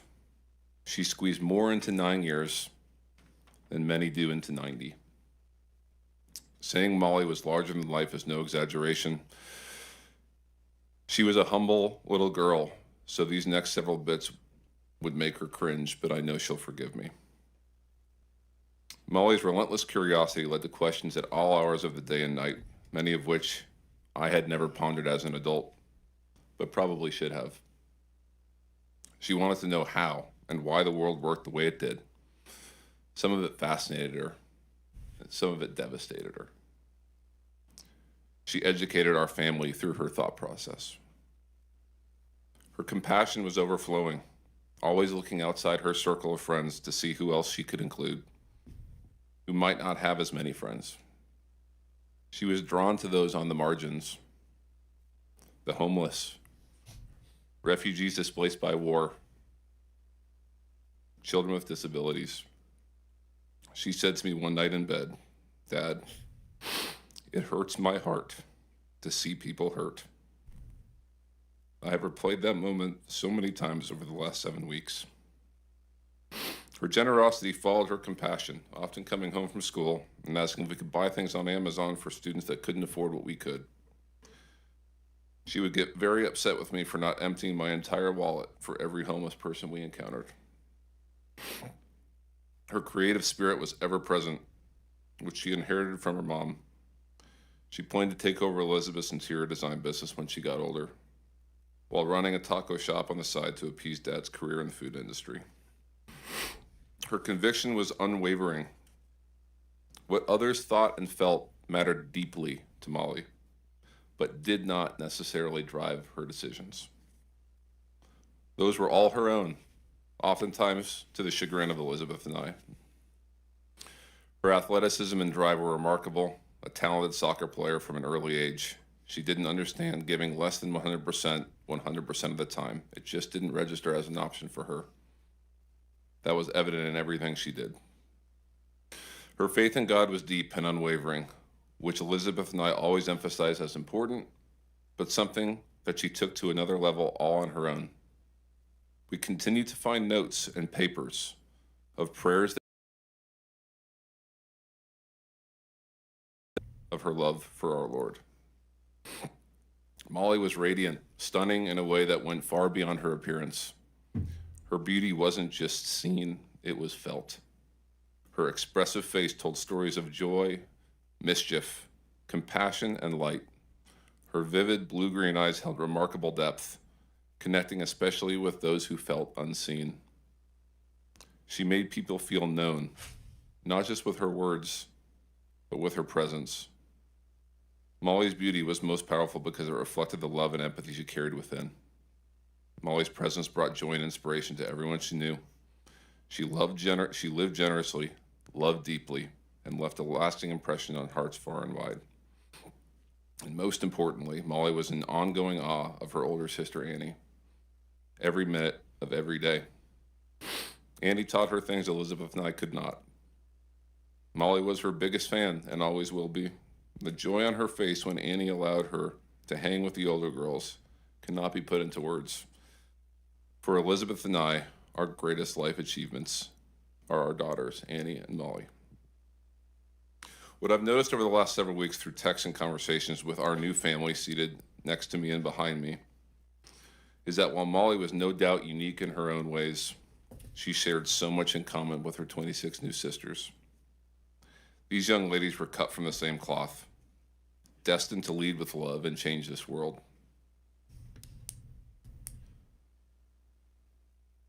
And the two counselors from Bubble Inn, and I don't want this to take away from the counselors from Twins, who, as has been previously stated, did everything they knew to do and followed directions.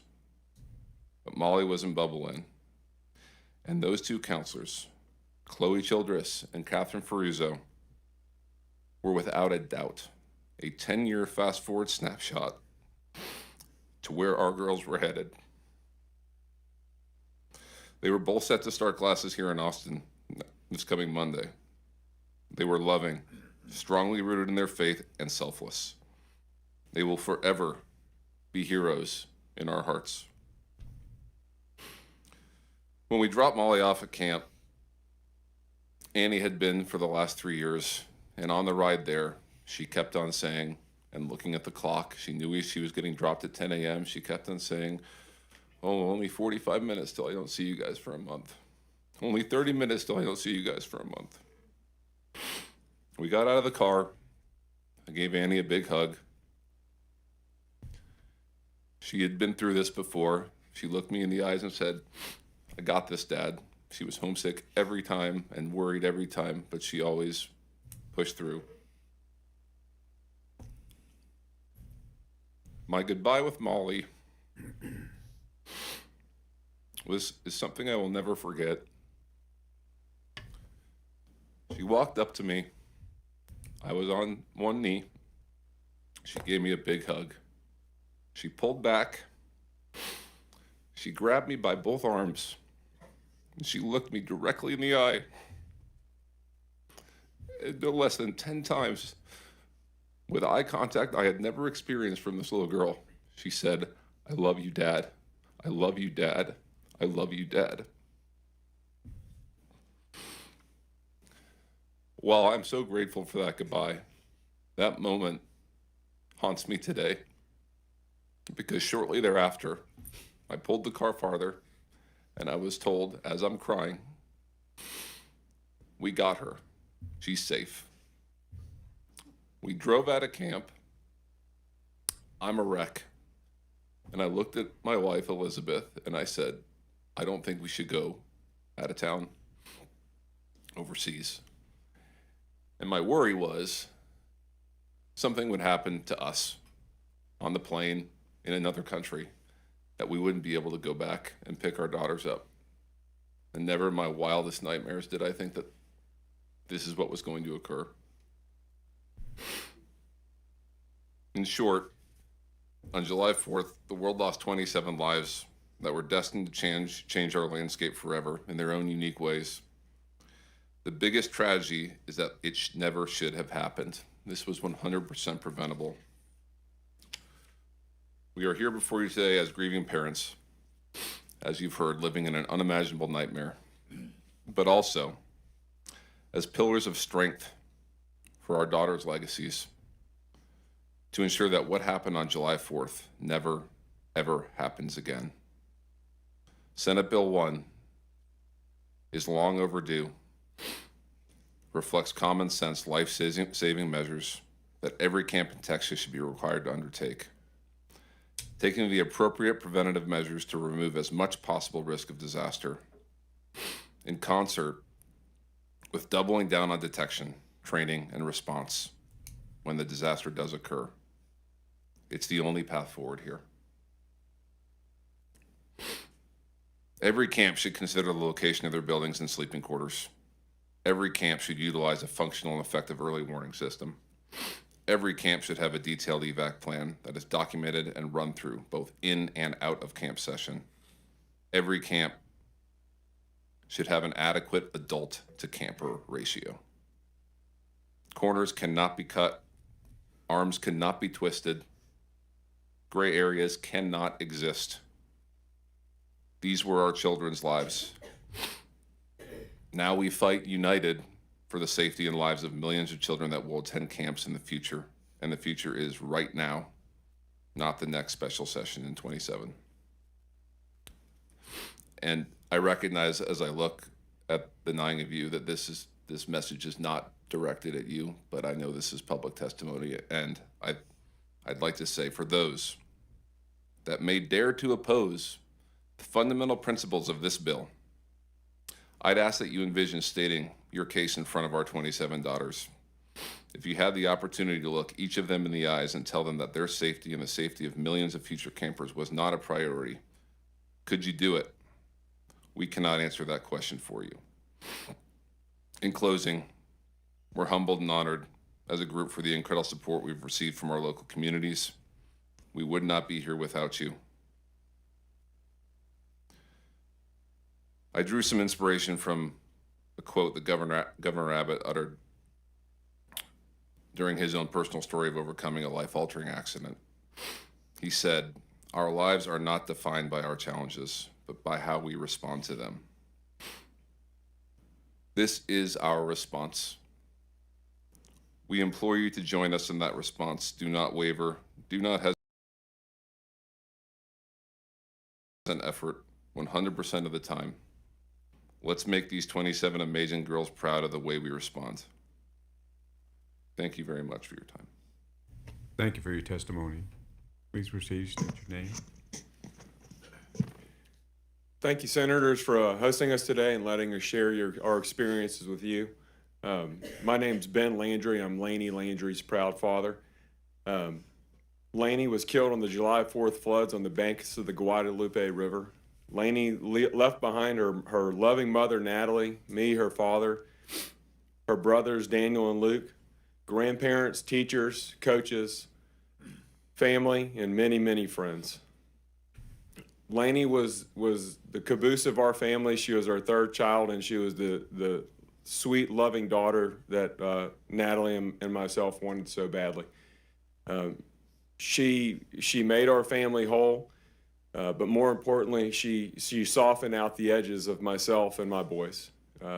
She made me the man, the husband, and the father I am today. She truly changed our lives and made us better people.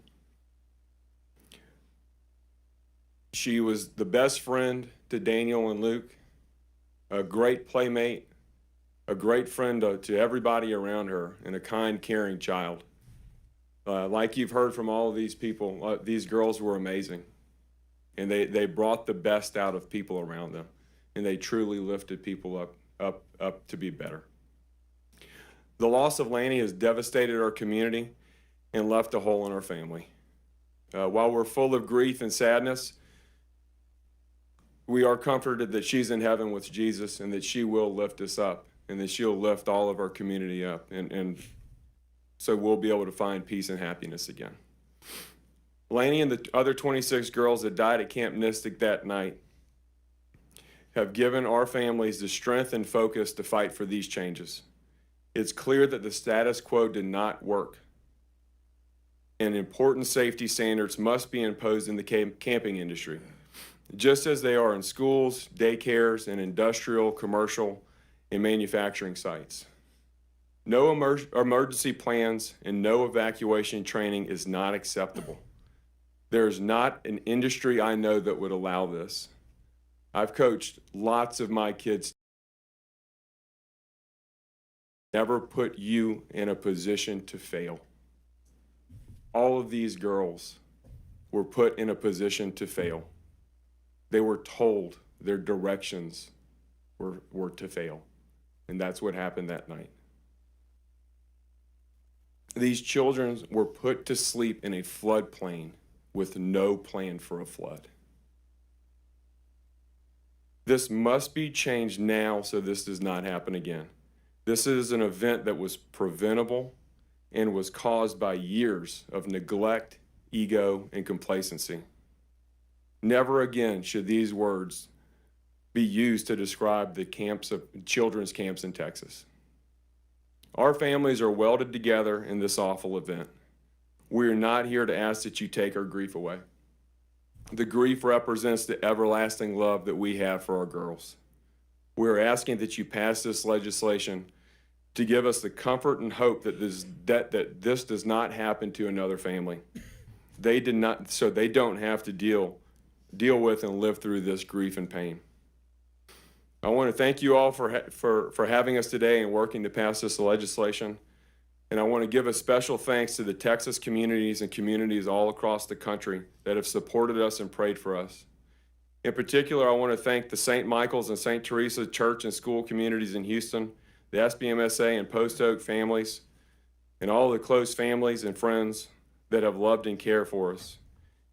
In particular, I want to, even more detailed, I want to thank the families, the 26 other families here who have all lifted each other up, have supported and cried together and helped each other and to get through this time.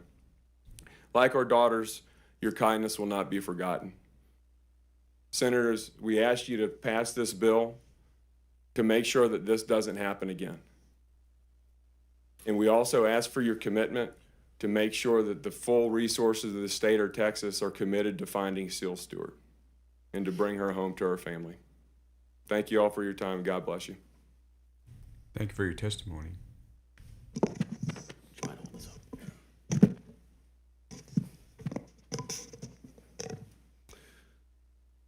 So thank you, Ben. So I'm Matthew Childress. and I'm honored to be the father of a hero, Chloe Madeline Childress. I am the caboose today, so I'll be the final one that you'll be hearing from and the final one that will torture you with these stories. But I want you to remember there are many more that did not testify. And these are the realities that we will live with for the rest of our lives. As you said, Senator Kolkhorst, don't unhear them. We need you to remember them. We need you to be tortured by them, because we are every single day. We also need you to appreciate this is not just 6 weeks of grief that we've been going through. This is 3 weeks of unprecedented coordination and unity of these 26 families for these 27 girls to effect positive change, to figure out this 4-dimensional puzzle for positive change in the future. So on behalf of Heaven's 27, thank you. Thank you for taking the time, the effort, the support for camp reform. Thank you committee members, Chairman Perry, and all of the co-authors of SB1. And also to the state leadership, the governor, lieutenant governor, and the speaker. And I also want to thank the camps that have been reaching out for meaningful change and alignment. That's meant very, very much. And also, I'm very sorry, and I want to offer all of my condolences to all of those others that lost their lives, not just at Mystic, but this horrific accident, all 138, plus the continued support for the search for Seal. So this is my daughter. Let's make sure it's up. Is it up? Yeah, this is my daughter, Chloe. Chloe was 18 when she was killed. This is a grown woman. She is survived by her brother, Jack, 15, who started his sophomore year today at the Kincaid School in Houston, Texas. My wife, Wendy, wishes she could be here, but she wants to ensure he is launched into a normal school starting day and is there to support him for that. So one of my nicknames for Chloe was that she was my hero. For all that she had accomplished, I was so proud of the independent woman she had become and all that she had to come in the future. Not to mention, she was just a better human than me. She was one of the counselors, along with Catherine Ferruzzo, in the bubble and cabin where all lives were lost. As others have testified, we tried our best to not think about the horror, the terror, and the fear that happened in that cabin that night. 14 girls scrambling for their lives because they did what they were told to do. But as we fast forward, it does turn out that Chloe was not just my hero, but she was an actual hero. Chloe and Catherine both died as heroes trying to save all those sweet little girls. Chloe's from Houston. She graduated from the Kincaid School as a cheerleader, cross-country runner, and a lover of music. She was to attend the University of Texas to study pre-med and to ultimately become a doctor. Chloe was the perfect balance that I could ask for. She was fun, she was spontaneous, she was a troublemaker, she made all of her friends laugh. But she was also smart and studious and driven. And because of this, I called her the machine. She was also a rule follower. As her father, this is what I taught her. I taught her manners. I taught her respect. I taught her to obey orders and authority. She did what I told her. She followed directions of the authorities. And that is what killed her. Last Thursday, instead of moving my daughter into Hardin House, about a mile from here, to start her freshman year, I was at the state capitol with 25 other grieving families that had lost their daughters. We were there to plead with state leaders, asking them to take action so this tragedy would not happen to anyone else in the future. So there are over 1,000 camps operating in the state of Texas with deep history, roots, and impact across the social fabric of our state. As a boy, I attended camp in Hunt. The women in my family are 3 generations of Camp Mystic. I spent my youth picking up my sister at Mystic, staying at the River Inn, and begging to stop at the Hunt store on the way out for a burger. These are places that create lifelong memories and friends that folks will have for the rest of their lives. These are places that should live on and should be cherished and enjoyed for generations to come. The change we are asking for is to provide protection measures to ensure that camps can survive. So the changes we are asking for are very common sense, logical, nonpartisan ideas for camp safety. These are positive, forward-looking changes to ensure a continued flow of new kids into these camps for years to come and giving the parents the assurances that they need. So first, prevention. No child should sleep in a floodplain. Daycare and schools already have sitting laws that prohibit such dangers. I do support the exemptions or exceptions for lake-bound camps that Chairman Perry spoke about earlier. I am from Houston.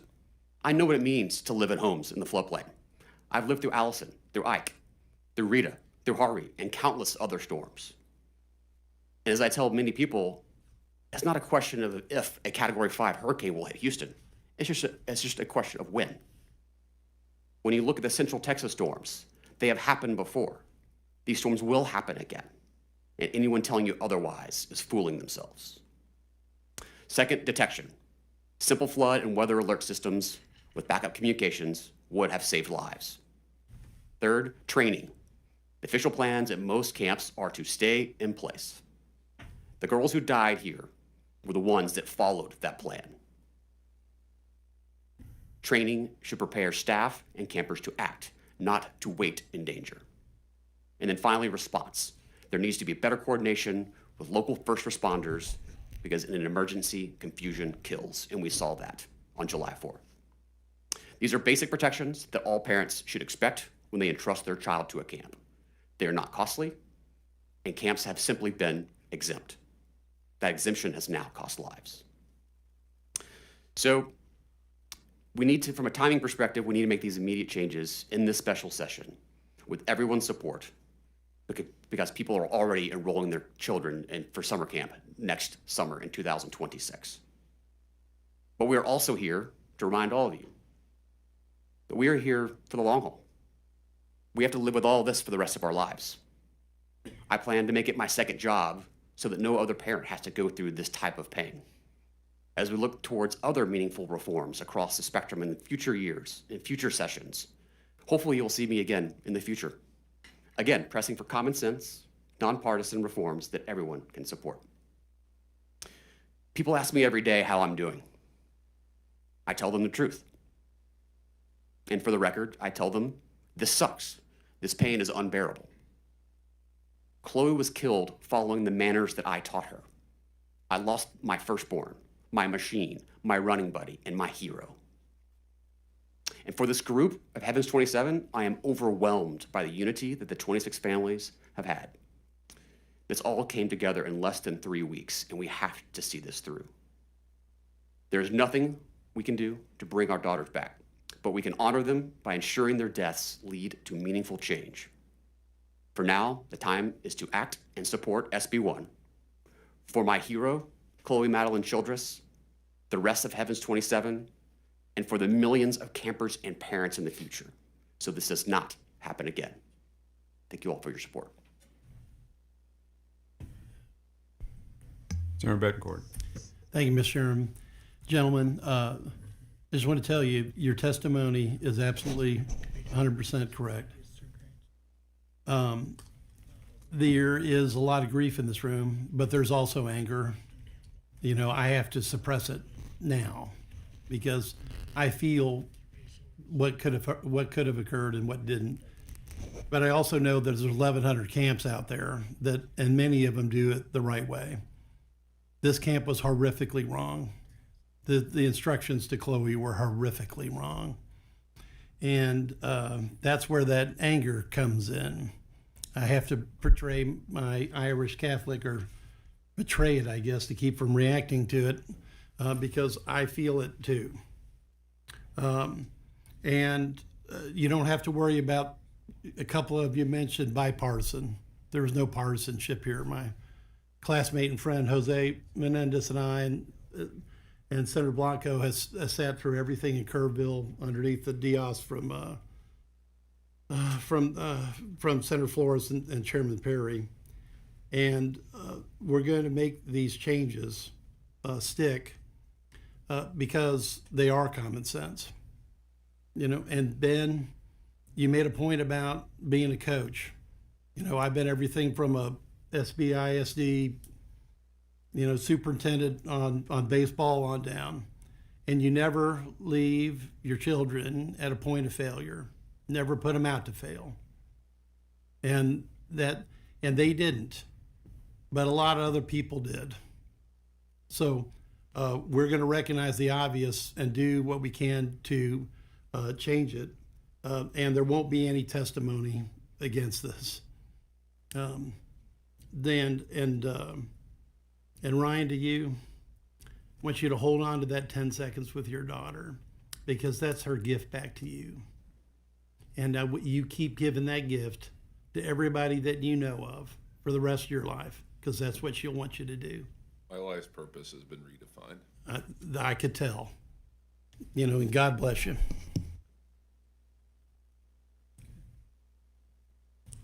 Thank you for your testimony, and we appreciate you being here. Are there any other members of a child lost at Camp Mystic who wishes to testify? Seeing and hearing none, members, that concludes the testimony we will hear from the families today. I would like to thank every family member for testifying here today. I know it was extremely difficult, but your time is very well spent. Members, just kind of an FYI, this was seventh time for a lot of these families to have this conversation, both with members and legislatures and other groups. So I can only imagine how you relive it that 7 times. So I do appreciate you be willing to tell the story. All right. At this time, the chair calls up our final panel, which includes a resource witness from the Department of State Health Services and some camp operators. The chair calls Adam Buck from the Department of State Health Services. Adam Buck. John Robertson from Camp Longhorn. John Robertson. Scott Fineski from Camp La Junta. And Randall Daly, Texas Association of Campground Owners. You come forward, please. Mr. Chair, I have kind of a comment. It's not meant to. Senator Perry. I looked down the list of those that are testifying from the camp groups, and I'm not going to tell you how to register,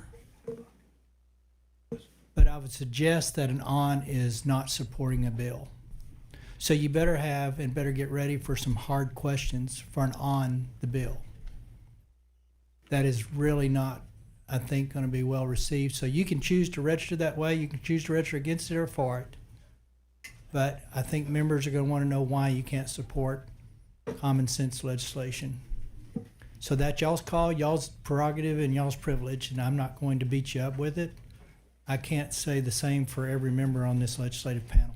So as you go through this, if you want to make your change, it's a good time to state on the front end that I have switched it from on to support. If you choose not to, the members will do what the members need to do.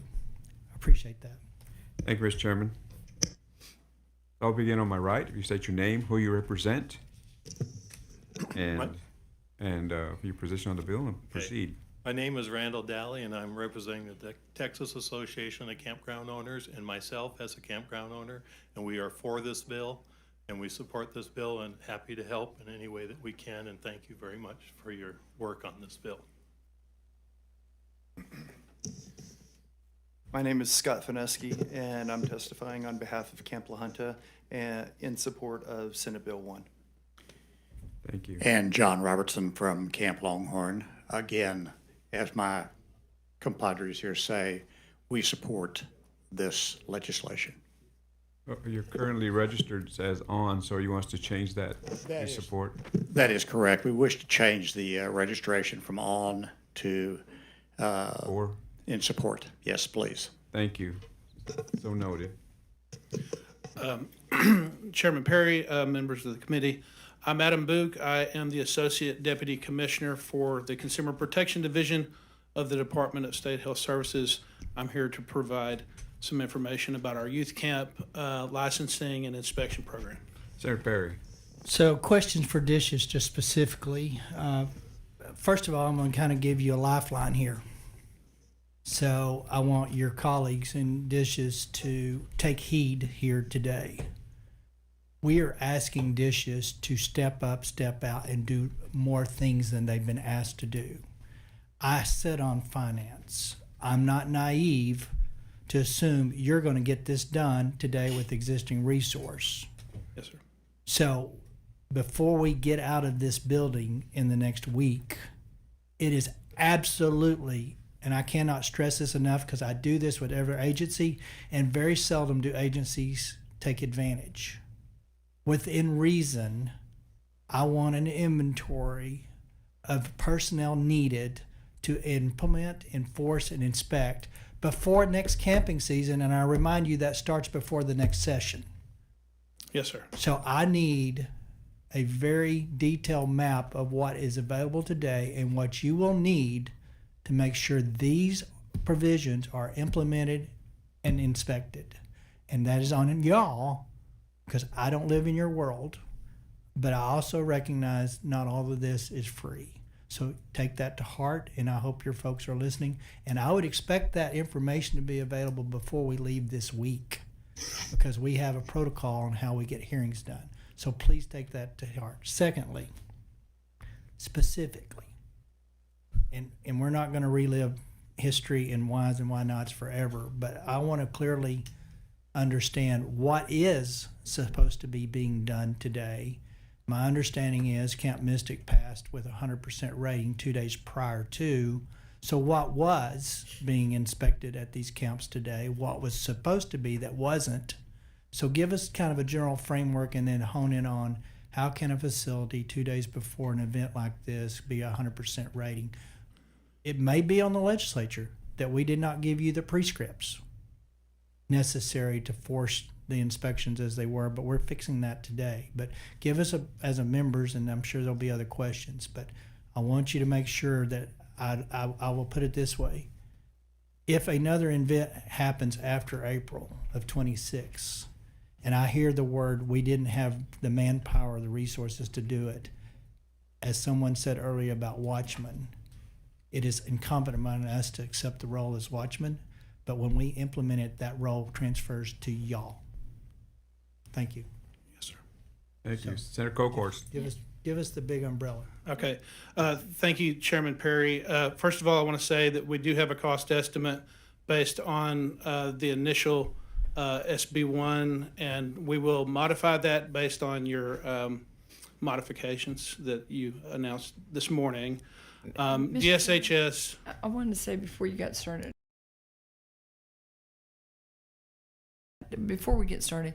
and that estimate is important. Mm-hmm. And I know that there would be there is an ability to do an RTE, a request to exceed.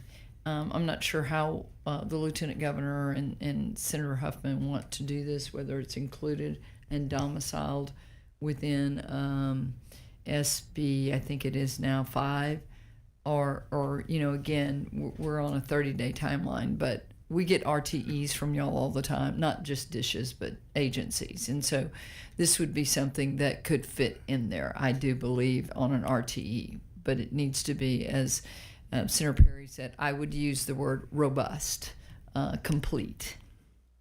Okay? For sure. Yes, Thank ma'am. you. Thank you. Any other things, Senator Perry? Members, any questions for the panel? So I want dishes to go through existing framework. I don't want to rehash what we didn't get done specifically, but I think people need to answer that question, how 100% inspection was created, if it was because we didn't require what we should have required, or if it's required it, but it became complacent, if it's just kind of check the box routine stuff. So share with us what you can share about existing and what this next level will Yes, sir. Health and Safety Code 141 has 15 standards that is broken down currently in section 141.0025. And we basically have identified 86 inspection criteria from those 15 standards that we do go inspect. I believe the things that we do in terms of inspections are verifying the records are appropriate. We have verified that they have an emergency plan.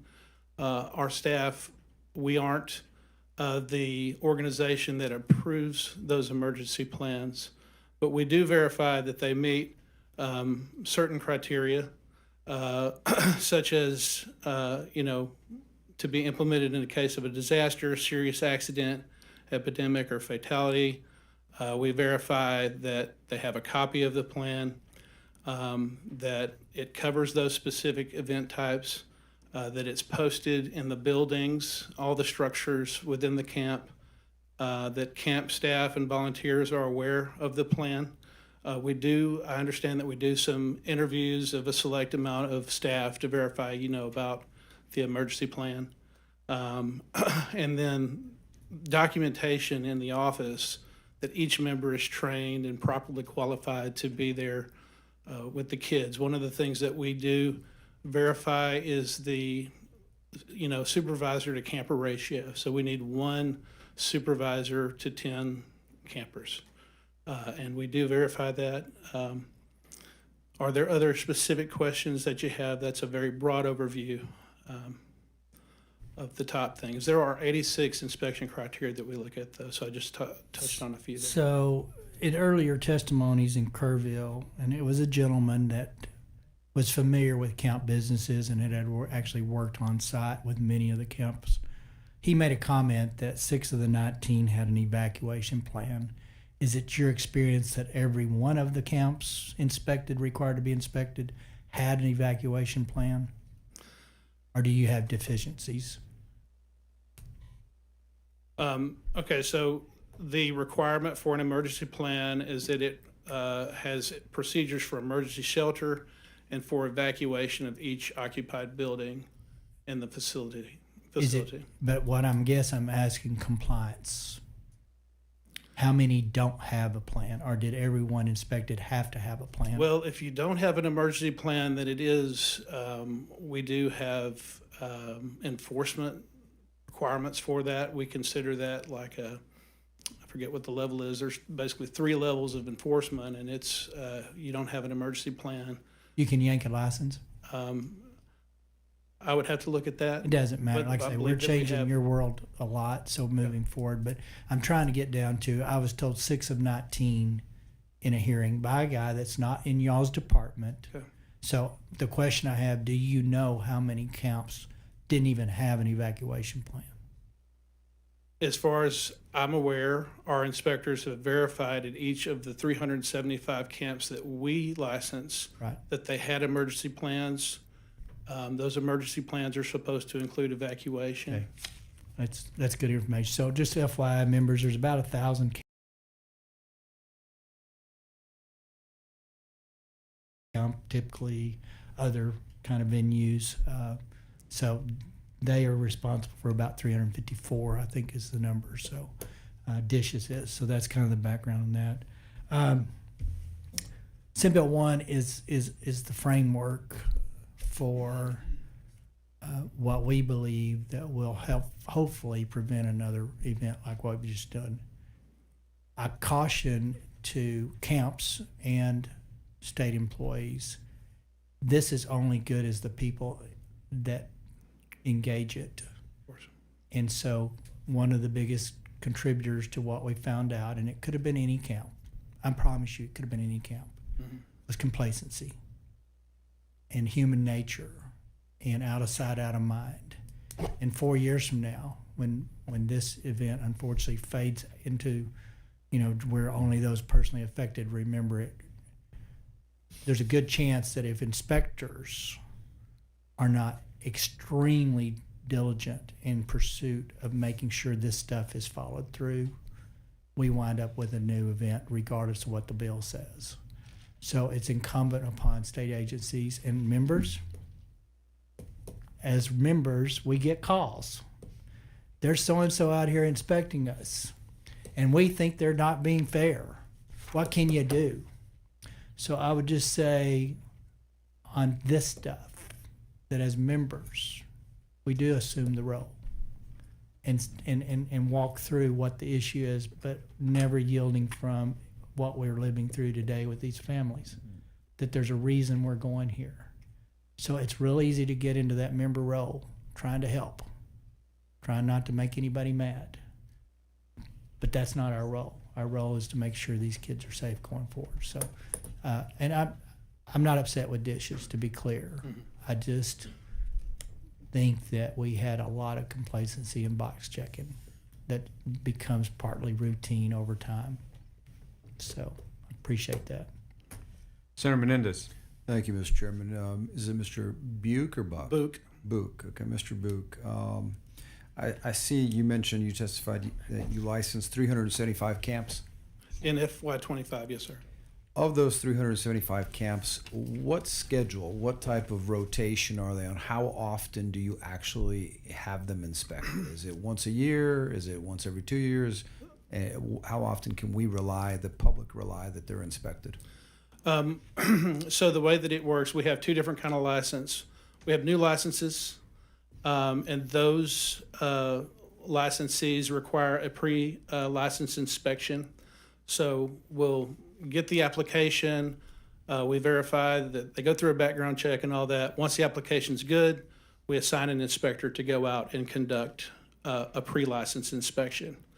Once the new camp meets their pre-license inspection, then we give them an approved license within 30 days. Okay. If we find any deficiencies during that pre-license inspection, they have 10 days to make corrections. That's the first category. The biggest category that we have are renewals. I think in FY25, we may have had one new camp license. The year before that, we may have had 3. So most of them are renewals, and the renewal applications also get a background check when they send those in. If there's any changes, our staff will communicate with them to make sure that we understand what's changed and, the application is correct. But we do an annual inspection sometime during the operational period, which is typically June through August, the youth camp season while school is out. So all 375 camps have an annual review? That is the goal. I've been told that we have some camps that are licensed that only operate like 10 days out of the summer, and those are a little harder to get to. So for FY24, we got to 95% of the licensed camps that year. But again, the goal is every camp, every year, at least once. Very good. Thank you. Thank you. Senator Kokors. Just want to follow up on a couple of questions. I have a history of different bills that were filed all the way since 1973 on camps. Some of those being waivers, carve-outs that have passed the legislature. And so just as a point of reference, we'll be looking at all of those and trying to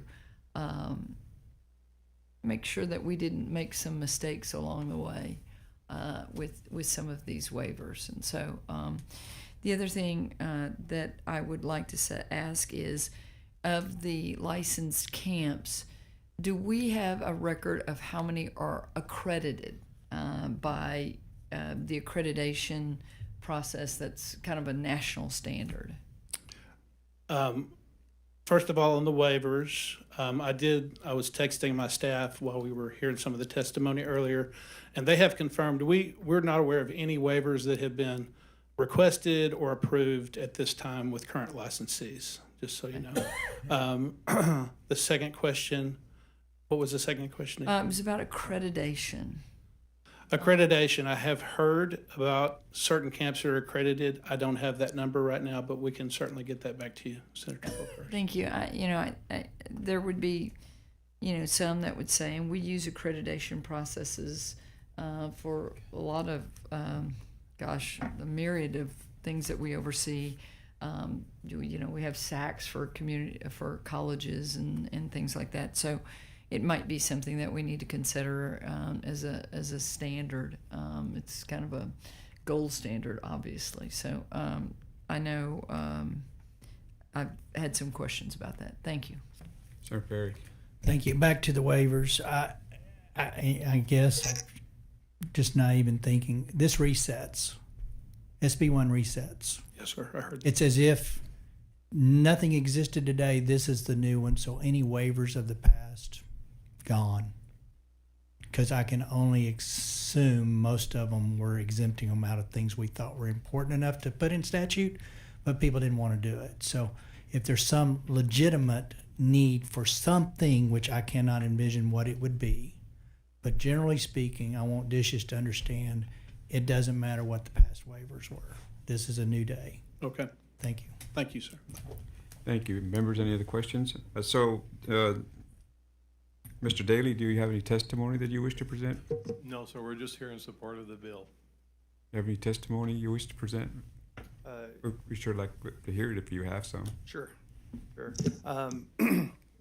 Chairman Perry and members, thank you for letting us come in and testify today. Again, my name is Scott Fineski. I'm the owner and director of Camp La Junta in Hunt, Texas. And before anything else, we heard some pretty powerful testimonies earlier, and and just want to say, we are deeply sorry for all the loss that has been happening in Hunt. It's, through the community and through the camp community, we're grieving alongside and with the families, and it's difficult to wrap our brain around the devastation, and it's been, and so just wanted to say, we are sorry for all the loss that has happened. A little bit about, the night. On July 2nd, we welcomed our second-term campers. We had 295 campers and an additional 100 staff members were on site for second term. The following night, the storm struck. My wife and I, we were awake early, as were members of our staff. However, we did not receive any emergency alerts or warning about the rapidly rising river. We first were indicated or found out something was happening when my wife was looking out the front window and saw a dining hall table floating across the athletic fields.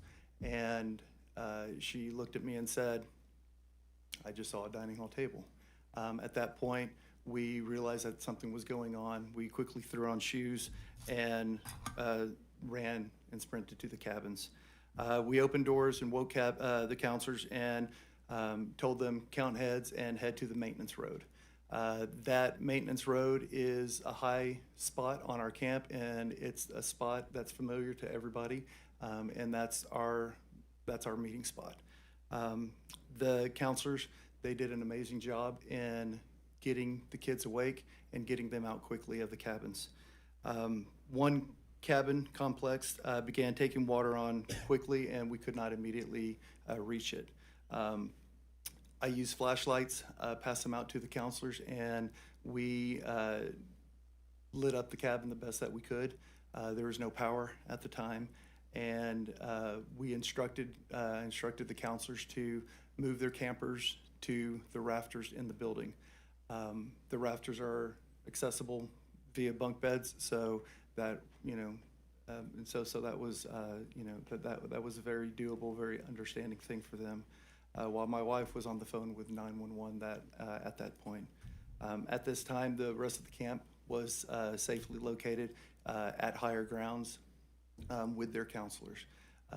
Once the waters slowed to a manageable level, I accessed the cabin complex, and climbed to the rafters with the kids and said, "I know we're scared, but we're brave, we're strong, and we're going to be safe."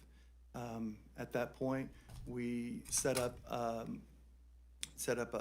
landing spot for the kids and helped them get out of the rafters, and I started evacuating the kids out of the rafters, carrying them across what was our sidewalk, but now had fast water, or had at that point water coming across it. When the water lowered a little bit more, slowed down a little bit more, I felt that I could bring counselors to come stand in the water, and we formed a line, and a counselor helped me pull the kids out of the rafters, and we carried the kids across the sidewalk out of the water and over to my wife on the high grounds. In addition, we had one smaller cabin that housed 4 of our counselors. It was swept off of its foundation, and it floated about 25 yards away from where it was originally located, and it was stopped by a tree that was, along the path. Once it stopped, I was able to reach out to the counselors and get them out safely and up onto dry land. Sometime in the morning after sunrise, we received a phone call from local authorities to confirm the status of our situations. I let them know that we were all safe and accounted for, but we had no water, we had no food, and we had no electricity. They said they would not be able to help us at that time. And the way that we were able to secure water and food for our campers was that we had a family member who was able to get a private helicopter to fly in and give us some food and give us some water for the kids. Throughout the day, we had our kids staged in the high cabins that were untouched by the waters, and my wife and I, we were calling everybody that we could to try to figure out how we were going to be able to get out of camp. We did not receive any help in that way. My wife called the superintendent of Kerrville ISD and said, "We need buses." He said, "Give me an hour and a half." And he sent school buses out, and when in communication with the local fire chief in Hunt, we determined when the water was going to be low enough that the low water crossings were going to be passable, and he had buses waiting, and when they opened up the bridges, they were one of the first vehicles to get across. They came into camp, and after head checks and making sure that we had everybody, campers and counselors alike, on those buses, they left and they went into the staging area in town, and we had already been communicating with parents where that was going to be and when they needed to arrive at that location. And that was about 6:30 that night that we finally were able to evacuate camp. In the history of Camp La Junta, we've never witnessed flooding at this level. The river exceeded our previous high water mark, by a large amount. And while we cannot go back in history, while we cannot go and change what happened in the events, we're committed at Camp La Junta, and a lot of the camps in the Hill Country are committed to moving forward and continuing to, provide camping programs in a better, stronger, safer way than previous. And with SB1, we feel that this is going to help us out. And so, thank you guys for your diligent and quick work on this. Senator Perry. I just want to say, you're one of the ones that we had this conversation. You call it blessed, and it is truly blessed that your wife got up and saw something at that point. But here's the thing I would tell you. You were decisive. And although it may not have fit the wheelhouse of SB1, you had a plan. You knew what maintenance road meant, and so did all your folks. So on that account, I appreciate the fact that you were there as the owner, first of all, kind of in the mix, right? But you also responded with decisive action because you had made sure everybody knew what maintenance road meant. Just something as simple as, here's what you do. When you hear it, you head to the higher ground. So on that front, you're to be recommended, but mainly appreciated for that. You had the vision and the wherewithal to know we need to be prepared. So, but I thank you for that. Senator Betancourt. Thank you, Mr. Chairman. I think Senator Perry's done a great job pulling this bill together with help from Senator Colcorst and other members of the committee. I just want to go back, including the flood warning siren bill. Gentlemen, is there anything we're missing at this point? I mean, we're moving it, as Senator Perry said, warp speed to get this done, which is what we need to do. I just want to make sure we're not missing anything obvious. And I do commend you for making that decisive change. The chairman is right. Big difference, because you saved lives. Other people made a mistake. Other people tried to go out and have their lawn equipment evacuated to higher ground before they evacuated the kids. And I'm so angry about that. I have to contain that every time I hear this story. Okay. So, but you didn't, And that you're to be commended of, because you saved that crew. You did. Now everybody helped, but you made that fundamental decision. I just want to make sure while we have a chance, if we're missing anything else, because the other camps, a lot of them did the right thing. And this bill is not to punish the camps that did something good, but to collect the best practices that we all do it right in the future. Gentlemen, sorry, Mr. Chairman. You'd like to respond? The only thing that I'll say is I neither my wife nor I, and anybody on Camp La Junta grounds, we're hooked up and connected to alert warnings, and we did not receive a warning that morning. And even though you're hooked up, you didn't receive it, so you didn't get National Weather Service, or we use phones, and so our apps, and so we at that point we did have cellular, and so we did have so we were connected. We were able to place phone calls. My wife was on the phone with 911 on camp at that point, but we did not receive any alerts. well, there was a preposterous failure for Kerr County not releasing their own warning on top of everything else. Still, already the flood system had already gone to maximum, torrent. So, all right, thank you, Senator Colcourse. Thank you, Senator Bencourt. Local leadership matters. It does. So, Mr. Fineski, I have to ask this question. When you saw a picnic table floating, could you give me, point of reference, a time? I can't give an exact time, and just so you understand, it was not a picnic table. It was a dining hall table. So our dining hall walls came down. And so we had what ended up a house from upriver came and landed and ended up in our kitchen. And so that's what broke through our walls. And so You have no idea what time that was. I know it was after 3 o'clock, and it was before 4 o'clock is when we saw that. We ran out and started the evacuation. I want to say around 4:10, 4:15 is when we left the house, roughly. But looking at my phone and looking, we determined that just by the first calls to 911, really, and just kind of guessing from that time period. So, and I think this is really important in coordination with all the other bills and what we heard. So, Chief Kidd in the back of the room, I'm going to go with your timeline. It's not off by 2 or 4 minutes with Senator Perry, the video that you played in our first hearing. But 1:14 a.m. first warning in Ingram and Hunt. That is a warning. Now, under Senate Bill 1, at that point, you would be evacuating to higher ground. It was 4:23 that the emergency warning went out.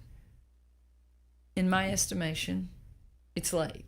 And I've really focused in on, during our hearings, and Senator Perry, excellent panel of meteorologists who have talked about better instrumentation, and this is for decades, between Del Rio and Brownsville, it's 780 miles roughly, that we don't have a weather station, that maybe we should have one in between, and then the instrumentation.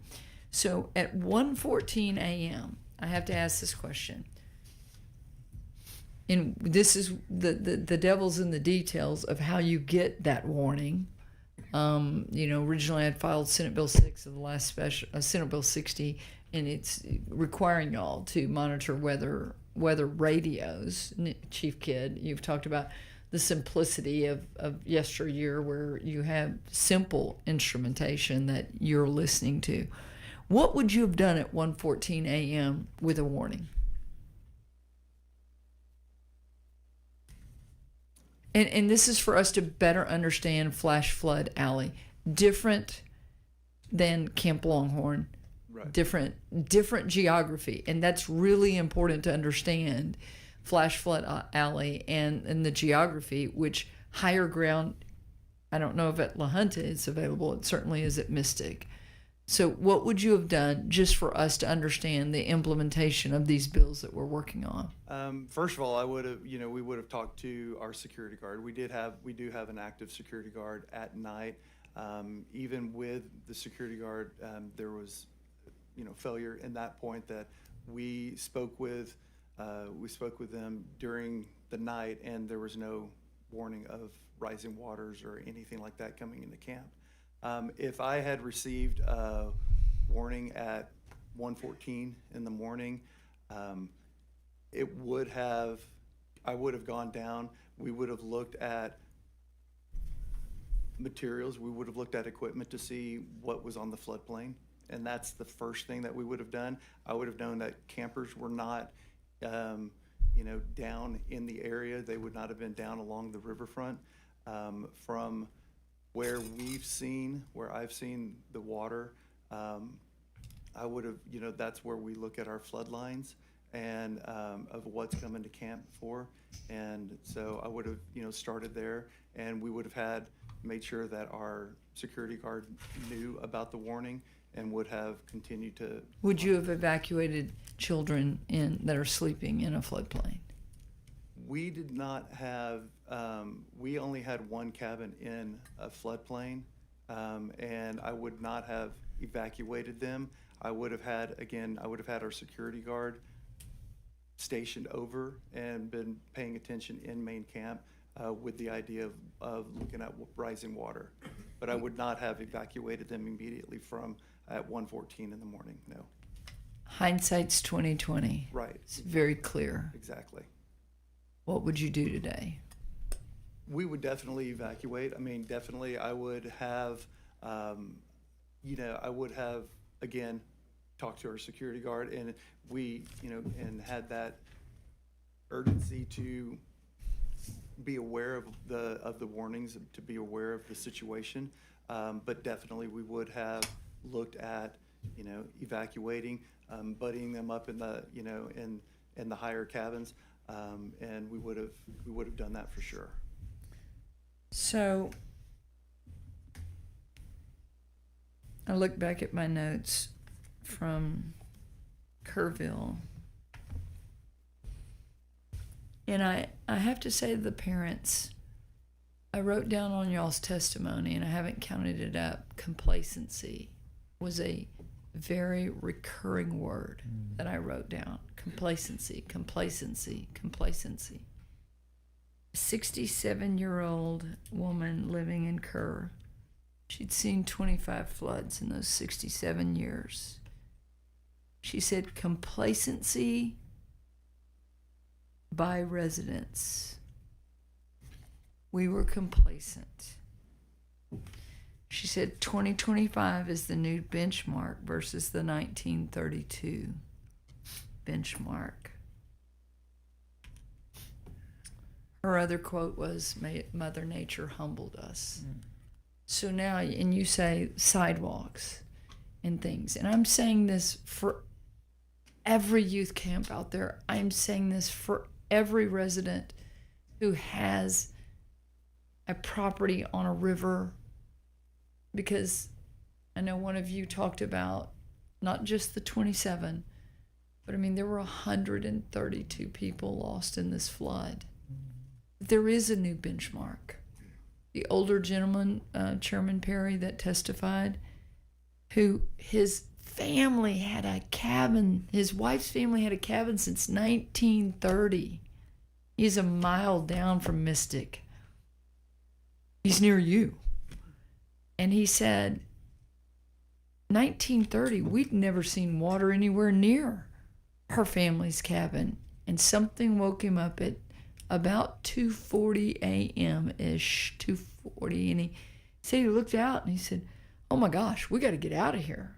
Wakes his wife up and you remember this, Senator Menendez? Mm-hmm. Right. And his wife's friend, and says, we've got to get out of here. And when he stepped out of the back door, he said, I stood in water, and he said, we can't get out. And they climbed up in a tree, and the water got to his waist. And he said, this is probably it.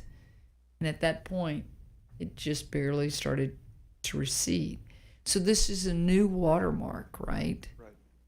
What will you do and what changes will you make?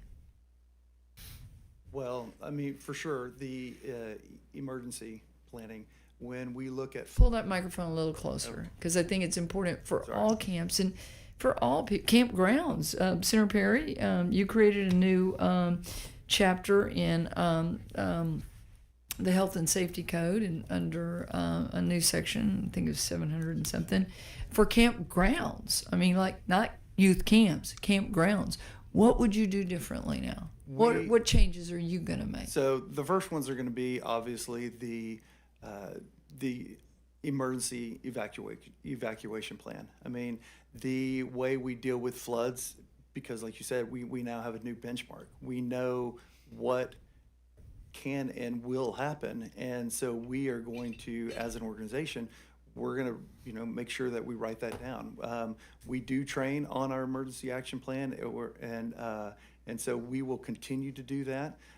We do have and we will and we train our kids on the emergency plan as well. On our first night, that's part of our opening night meetings, that the counselors draw attention to that plan.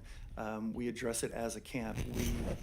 We do that, and the activity counselors are trained on that, because our emergency plan is not just a one size fits all, because some kids will be on one side of the property while while kids are on the other side of the property. So what they know from the cabin is not what they know when they're in canoeing class or something like that.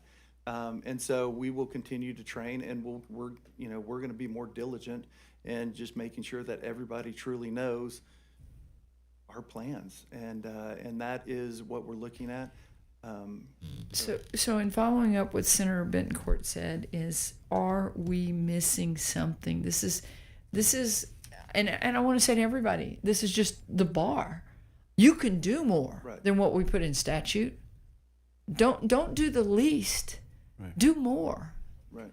Right? Right. And so my wife and I, we have already been asking ourselves, from the 6th, the 6th we were still trying to figure out what happened.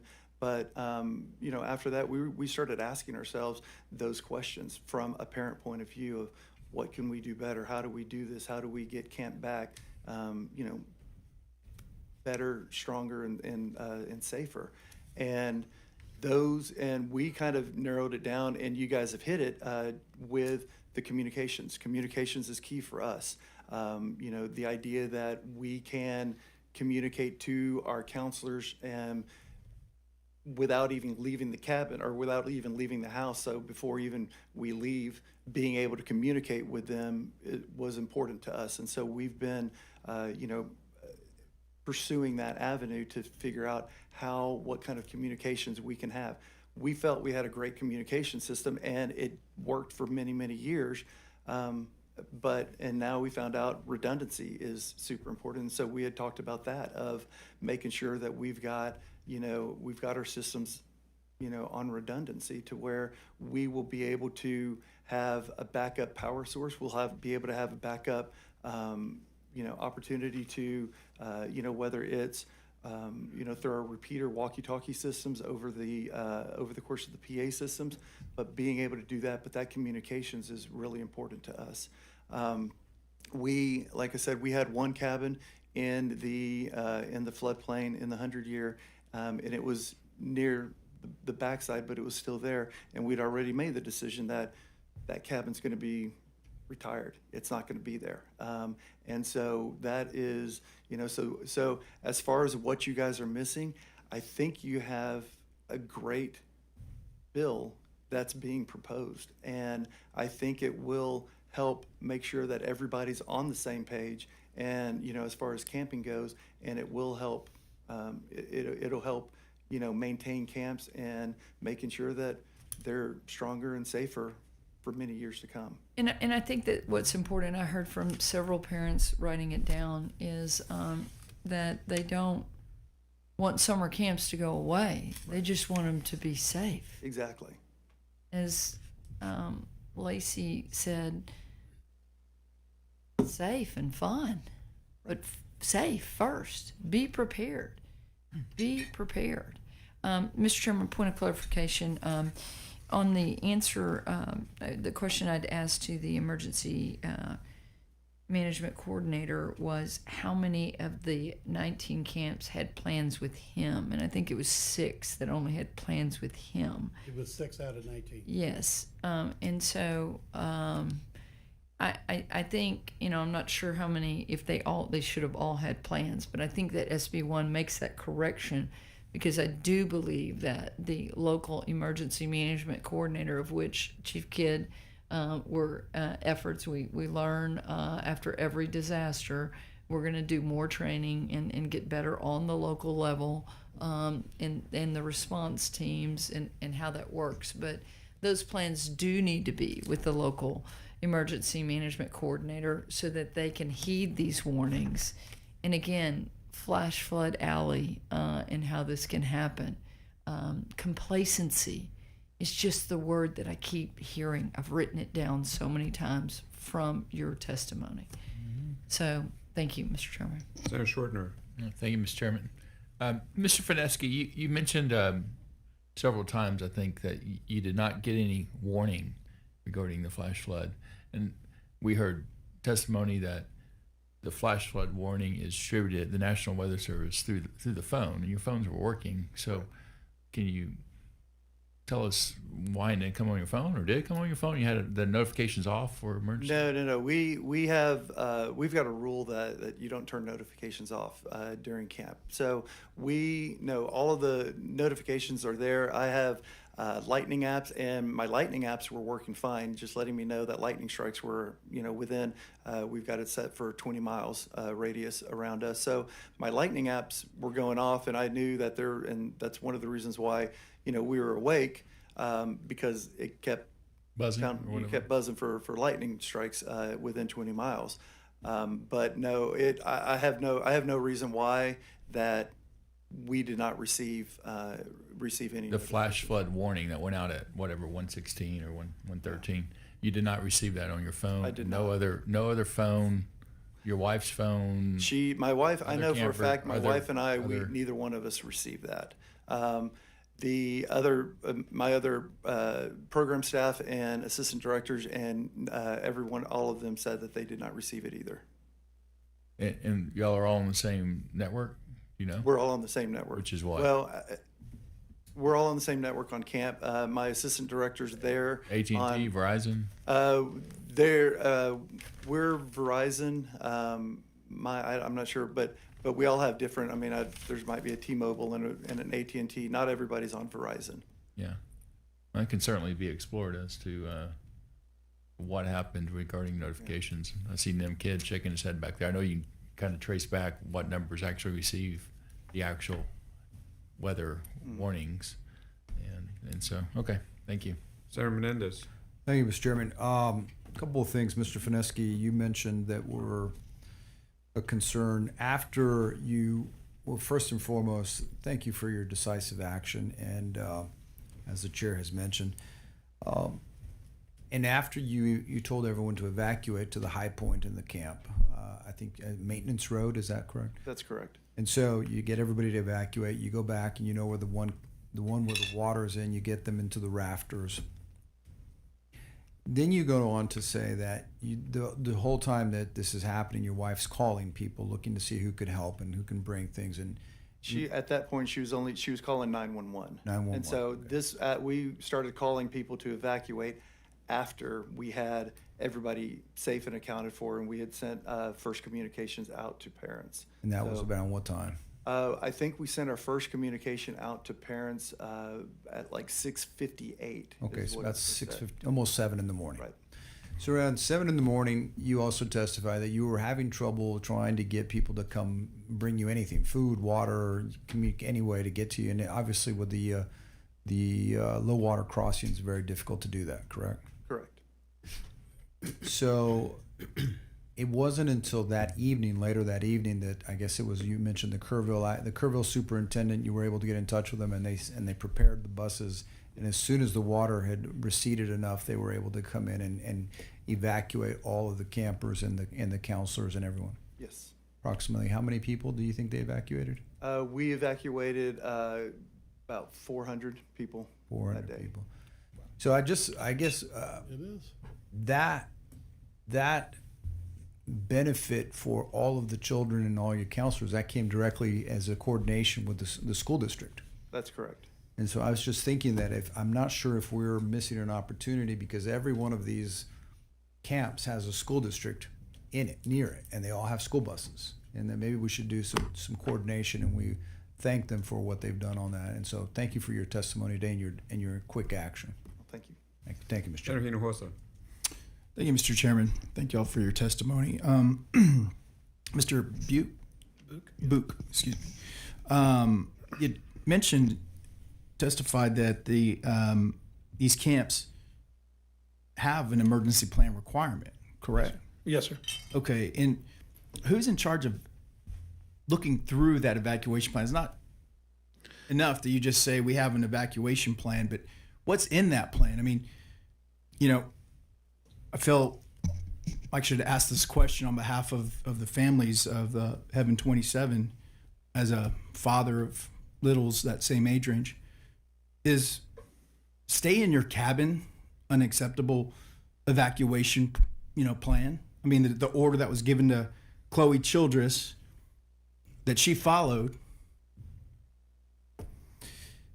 potentially, paid for it with her own life. All these beautiful girls that she potentially could have saved. Is that an acceptable plan for an evacuation requirement?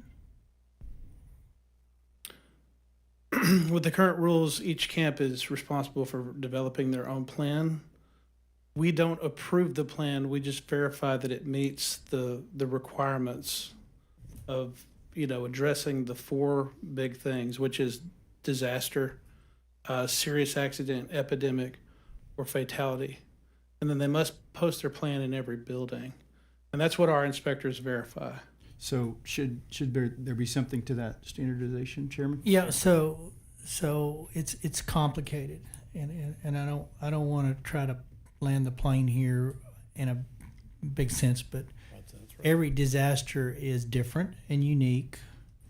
Every campsite is different and unique. Shelter to higher ground is truly, I believe, the best course of action when you have these. That said, you may find yourself, because of where the river is at, that it's more dangerous opening the door or not. That depends on the stage. Hopefully, at flash flood or flood warning level, which is stage 2, the weather guys tell me on average, if there's going to be an emergency flash flood at the end of that day, it's usually 3 hours out. So you've got 3 hours of window to get it the heck out to higher ground potentially. So the generic, and in this case, it proved to be fatal. But there was things that had we had SB1 in place prior to, those girls wouldn't have been there. So on a judgment basis, I'm not going to try to second guess or, those girls, that the counselors, they were following what they were thought to be, but that water raised so quickly that somewhere between probably 30 minutes, it went from ankle to rafter level. So if you had a movement to get out, you probably would have had the same impact. So it's a timing, it's decisive, quick action, it's objective standards. So what I hope we have done with SB1 is established an objective standard that nobody has to question. Mm-hmm. Nobody has to second guess. Nobody has to wonder, should I get out? Should I not get out? You go to higher ground. A predetermined, pre-drilled, so on that front. So when dishes ask if you have a plan, they are, and they're provided we shelter in place or whatever that is, that's that camp's response, and it's not Dish's expertise nor mission to question the validity of that's the best plan, because they don't live on the camp every day. So I caution not to say that in this instance it was not a good plan, but there was a calamity of other influences that actually bore out the way it did before that issue was needing to be cited. So Are there's- we absolutely confident that we're leaving that up to each individual camp member to ensure our campsite? Well, I'm confident in this, based on Mother Nature and the inability to predict exactly when and where and what she's going to do. That if at a second stage warning, that is an average of 3 hours out before a bad event, if there is a bad event, these kids may be playing a lot of cards for 3 or 4 hours routinely in camp experiences going forward, but that's okay because they're in a different safe place. So all I know to do is get kids to higher ground as quick as possible. And if you give an objective standard of second level warning, which means emergency isn't happening, it could happen, it might happen, you've bought time to do the things that we all expect common sense you would do. But I don't have I would caution, number one, that we don't want to give dishes the mandate that they determine what evac plan looks like, that they just make sure there is one. And then I'm going to say this, do I trust camp owners to determine what that is? You know, you have to at some point assume that they've got the best interest in there, but we can't mandate what an evac plan looks like or a shelter in place looks like for every single camp because everything's different. All I know to do is alleviate some of the concerns by making sure the kids aren't there if they didn't have to be in that place. Sure. So that's kind of where it's at. I guess to Mr. Fineski, the plan that you have in place now, I guess some of the follow-up questions you were asked, you have all the confidence that your plan, well, now going through something horrific like this, something that you've never seen before, you're confident now you would have and you did a commendable job, saving the folks in your camp. But you're still tweaking that, and you feel other camp owners near and around you can meet that standard? Yeah, 100%. I do. In camps, I mean, and I'll speak mainly for myself, but just, we've had conversations, amongst ourselves. We know everybody, and we deeply care for these kids. There's no question about that. This is one, and I tell our parents that, I'm going to accept we're an all boys camp. I'm going to accept your son with the idea, and I'm going to treat them as if they're my own flesh and blood. Mm-hmm. And camp owners, camp directors, they mean that. They live by that. They worry about, I and my wife, we worry about these kids throughout the year. We check in on them. We get updates about successes and failures and life happenings throughout the year, and we give them phone calls. We give them letters. We're concerned about them, and that doesn't change when they're in our personal care. So the idea that, yes, with the guidance of SB 1, I have the utmost confidence that camp directors will step up and will make those right decisions, because again, a lot of us are already asking those questions. Even some of the camps that weren't directly impacted by the flood, they're still asking those questions of, okay, well, what if it had turned, and what if it came down the North Fork instead of the South Fork? And so they're asking those questions as well. They might not have received the damage. They might not have, they're not dealing with all the stuff that the South Fork camps are, but they know that what if, and their care, just along with us, it's there, and they're going to do what's right for these kids, and they're going to do everything that they can think of that's going to be right for these kids. And now, again, with the guidance that's being laid out, mm-hmm. It's giving just that much more of saying, just like Senator Perry said, get them to high ground, and using that just as a base, that gives a good foundation to make sure that that the rest of the plan falls into place, and making sure that these kids are safe. Well, your commitment, your decisive action really showed your care for the children. God bless you for that. Mr. Daly, Dally, yes. is there anything you can do as an association with campground owners to kind of, grab best practices among campground folks with their evacuation plans and kind of share that with each other? Yes, we meet regularly, and we have our what we call our members only page, which has a list of emergency things. It lists different evacuation plans of what to do if you have a shooter, a tornado, a fire, a hurricane. There's a lot that we have out there as a resource, and of course now we've added more flood stuff in that because a lot of our parks are rising water rather than rushing water, but there are some in rushing water. And it's just, we talk about it a lot now in meetings and that. And so we are spreading the word. It will go out when we get some plans finalized. Our lawyers look at them to make sure that you got to tweak it so it's just perfectly right. But we are working on that. And I will say one thing too, is warnings are important. But where I live, I get a blanket warning of 15 counties for flash flood, which that doesn't help me if it's 15 counties. I actually went back and looked at my park on the floodplain, and I'm above the 100-year floodplain, but all the roads leading to my park are underwater on the 100-year floodplain. So that made me think, I got to tell my people, you've got to leave at this time if you want to get out, or we're going to be just one happy family in a little island on the lake. Thank you. Senator Blanco. Thank you, Mr. Chairman. Thank you for your testimony. In the military, we would say that our standard operating procedures were written in blood because there was loss of life or injury.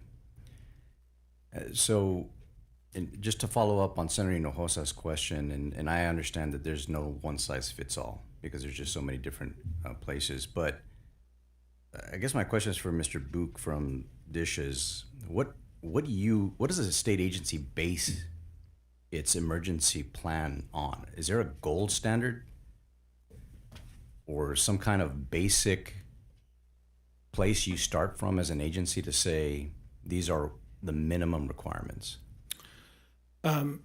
Yes, sir. For youth camps specifically, we have Texas Administrative Code, our rule. It's can't see it, 265-15K, I believe, and it lays out what we expect of camp emergency plans.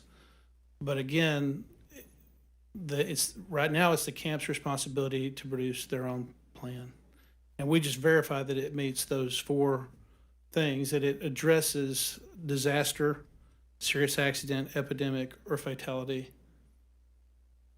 Okay, and I guess to those that are in the camps, is that sufficient for you all? Do you all feel comfortable that you have enough guidance or standards to apply to your camps? And speaking for the campgrounds, which is a little different than camps, but we kind of get blended together a little bit. In the bill that is filed, it brings in NFPA 1194, which requires every campground to. That plan could cover multiple, depending on where the campground is, but would be the hope that the emergency coordinator would say, no, you need to improve this a little bit, or you need to improve this. And it's kind of like a constantly always evolving plan. Like, I knew I was safe from flooding just because of the elevation and the dam and the lake.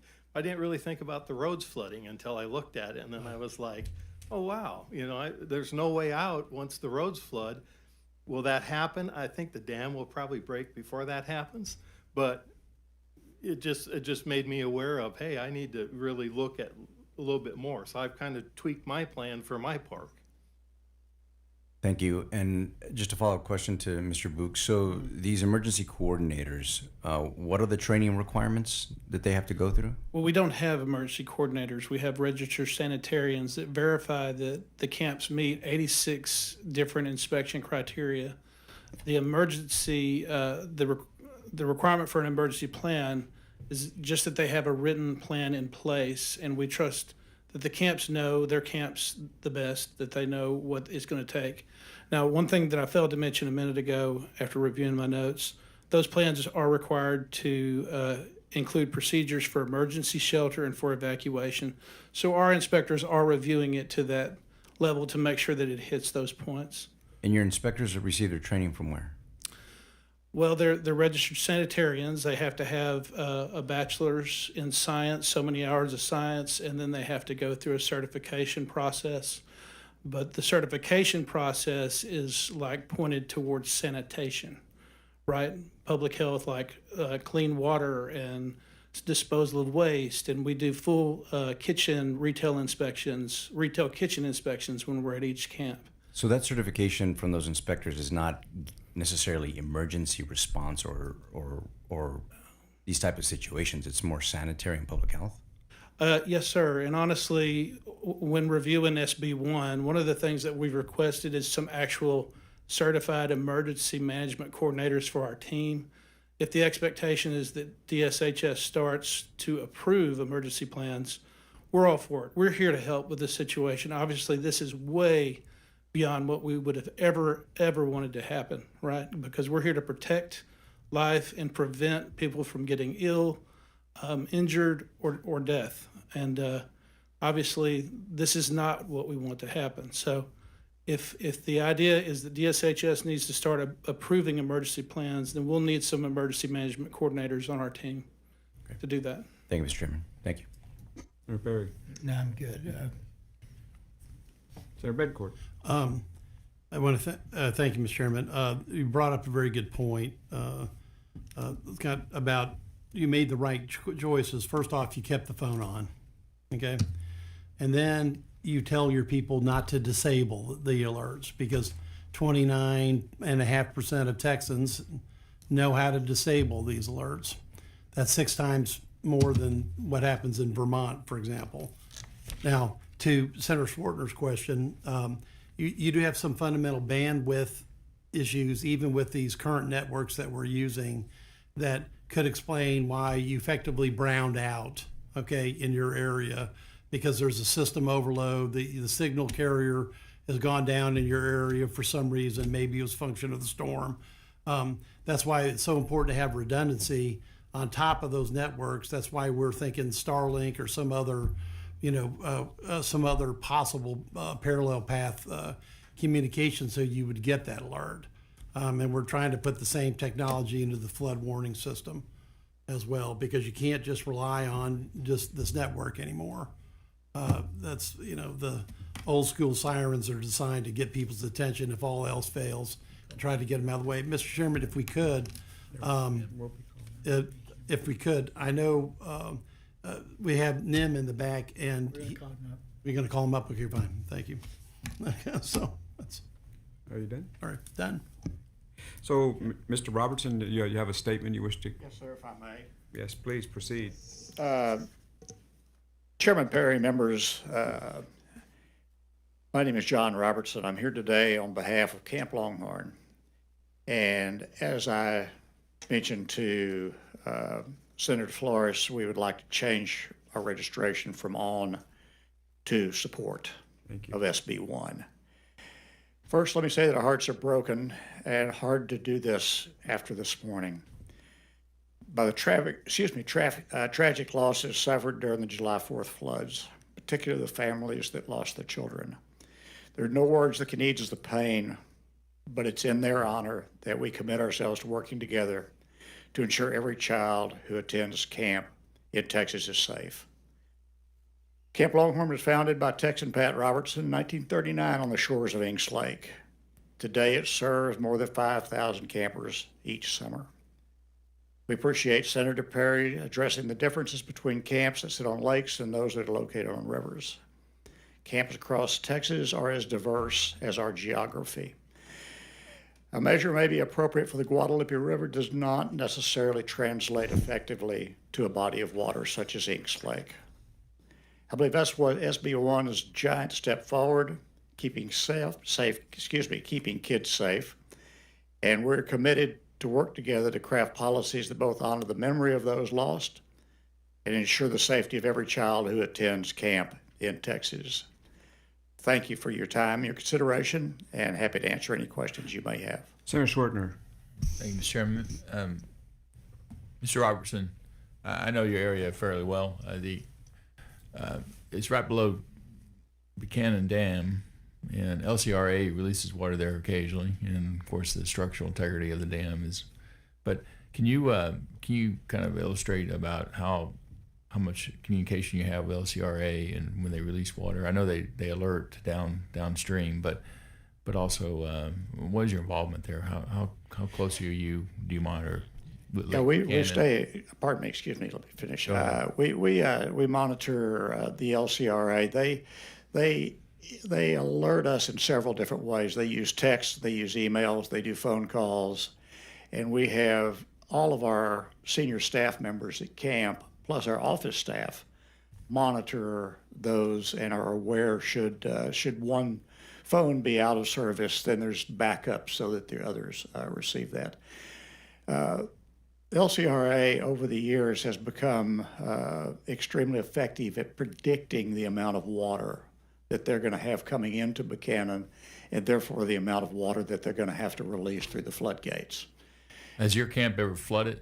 Oh, yes, from sir. A release? Yes, sir. From a release, yeah. Yeah, we've experienced this many times over the years. It's pretty much, it's flat. I hate to say a part of camp, but we know almost to the inch how much water, how much rise there'll be on Inks Lake as each gate on Buchanan is opened. And then they alert us not only that they're going to have gate operations, but then they'll alert us as they open additional floodgates, and they alert us as they're going to begin to close those floodgates. So we can react with our plan based on that information from the LCRA. All right. Thanks for the information. Yes, sir. Senator Kokhorst. Thank you, Mr. Robertson. My family is a Camp Longhorn family. Yes, ma'am. The Cook family and Winkleman family. All Yes, those ma'am. years.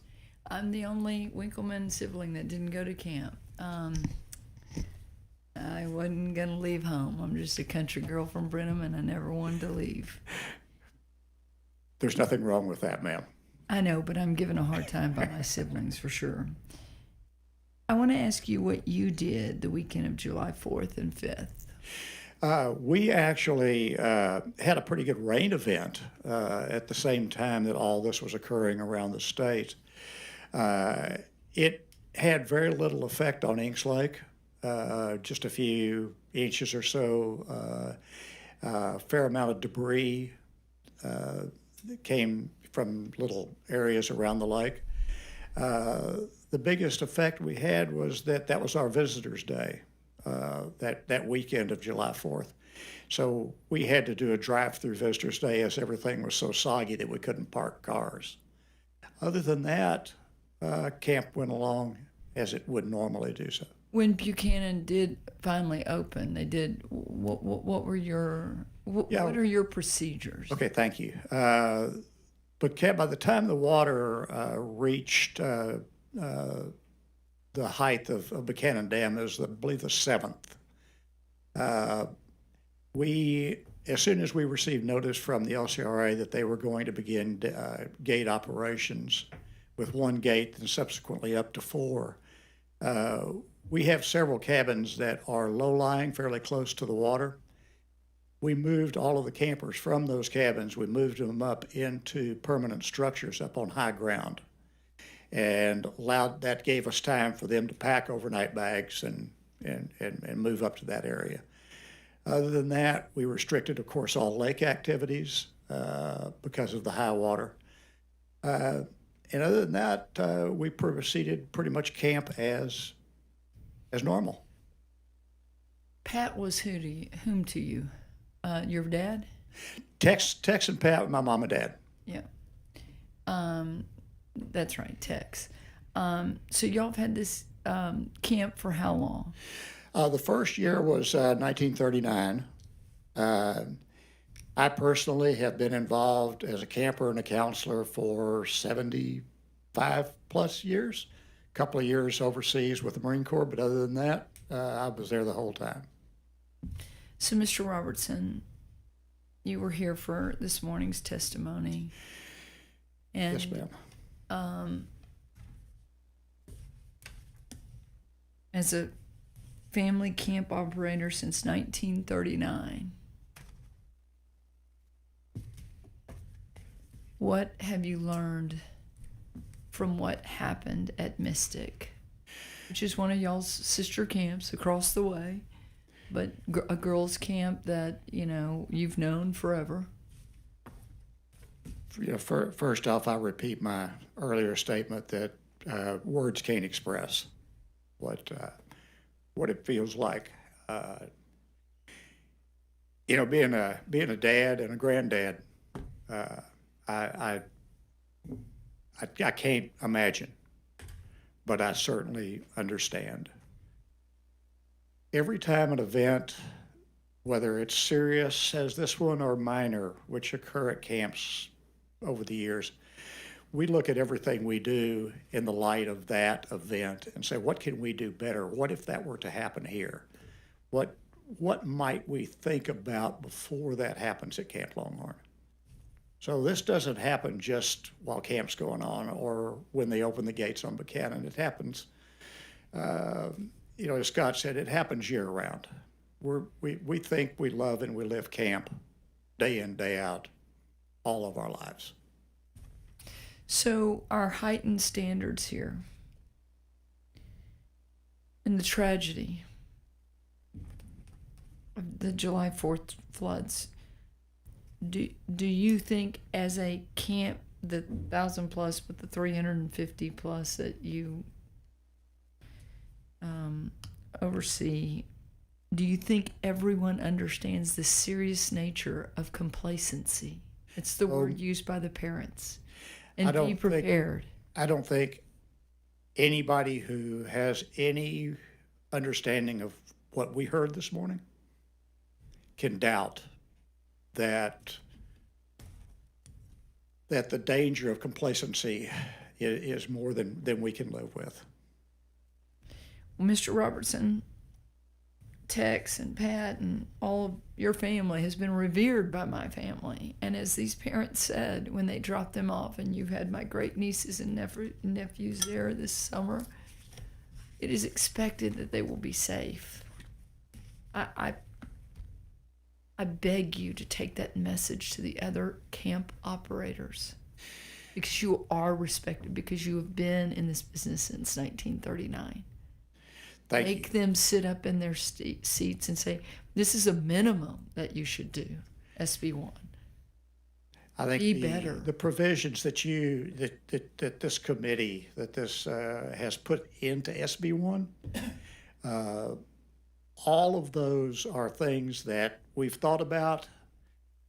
However, to put them in a legislative format means not only do we think about them, but we got to do them. So, yes, for that, a couple of things. We have a little organization here in Texas called Camp Association of Mutual Progress. We get together once a year and we share war stories, and we have guest speakers.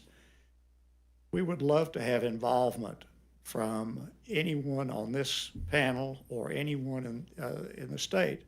The health department always comes and visits with us at this get-together. We would love to have the involvement of anyone else that could help us understand better how to protect these kids while we have them in our care. Well, you have some fathers sitting right behind you that I think have incredible stories to tell. Understand. Senator Schwartner. Thank you. Mr. Robertson, how many campers do you have usually?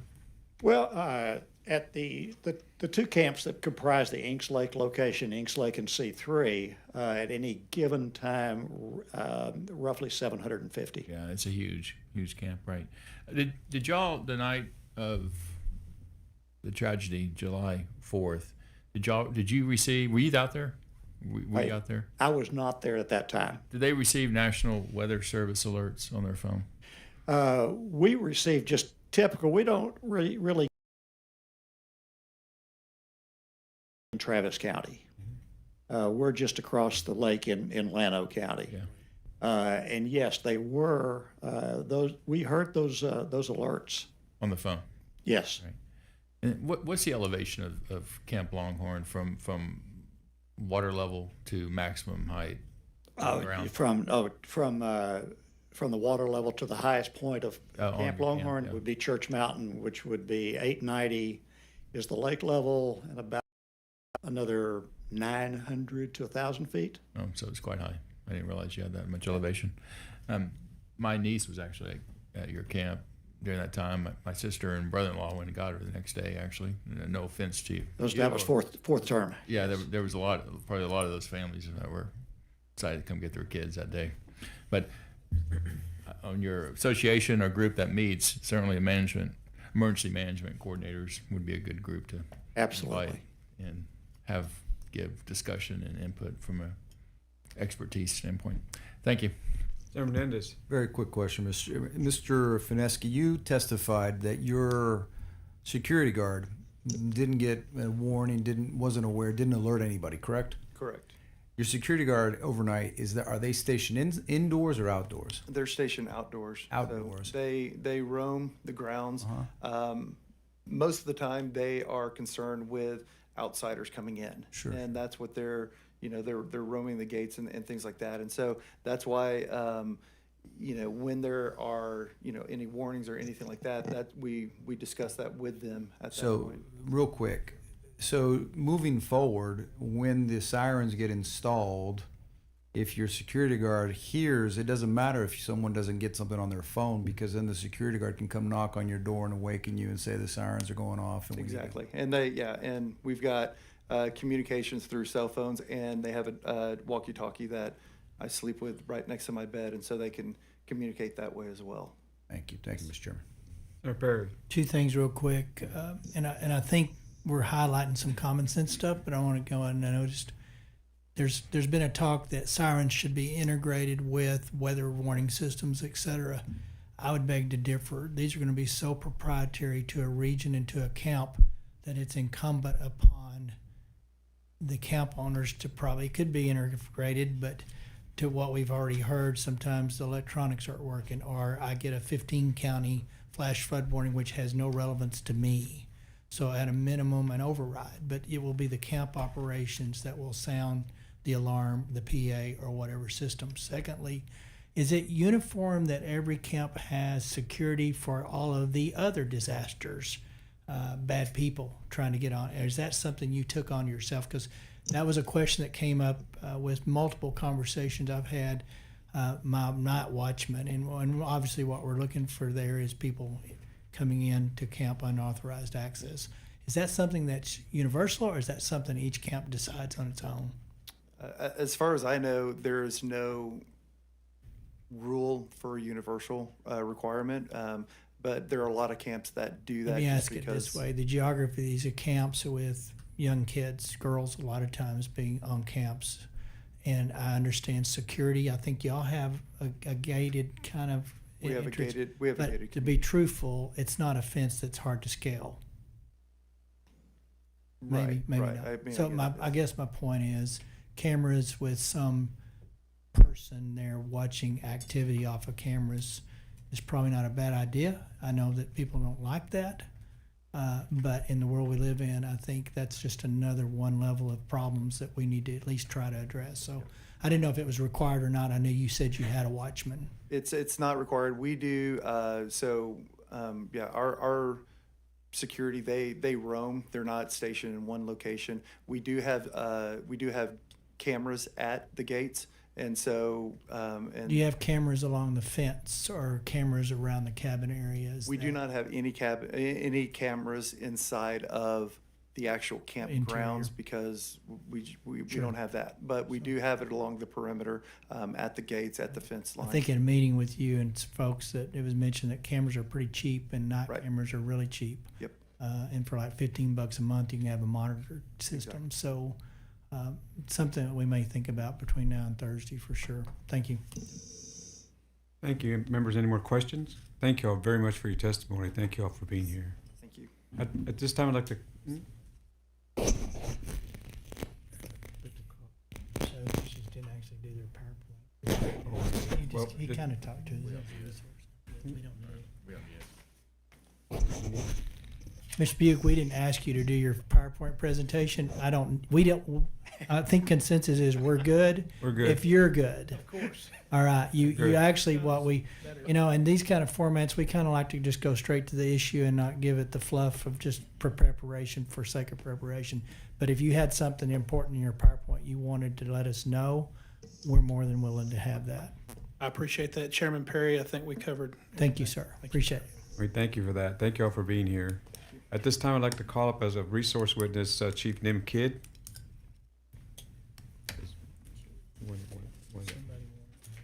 I got a question. Certainly had a I question. just want to do the alerts again.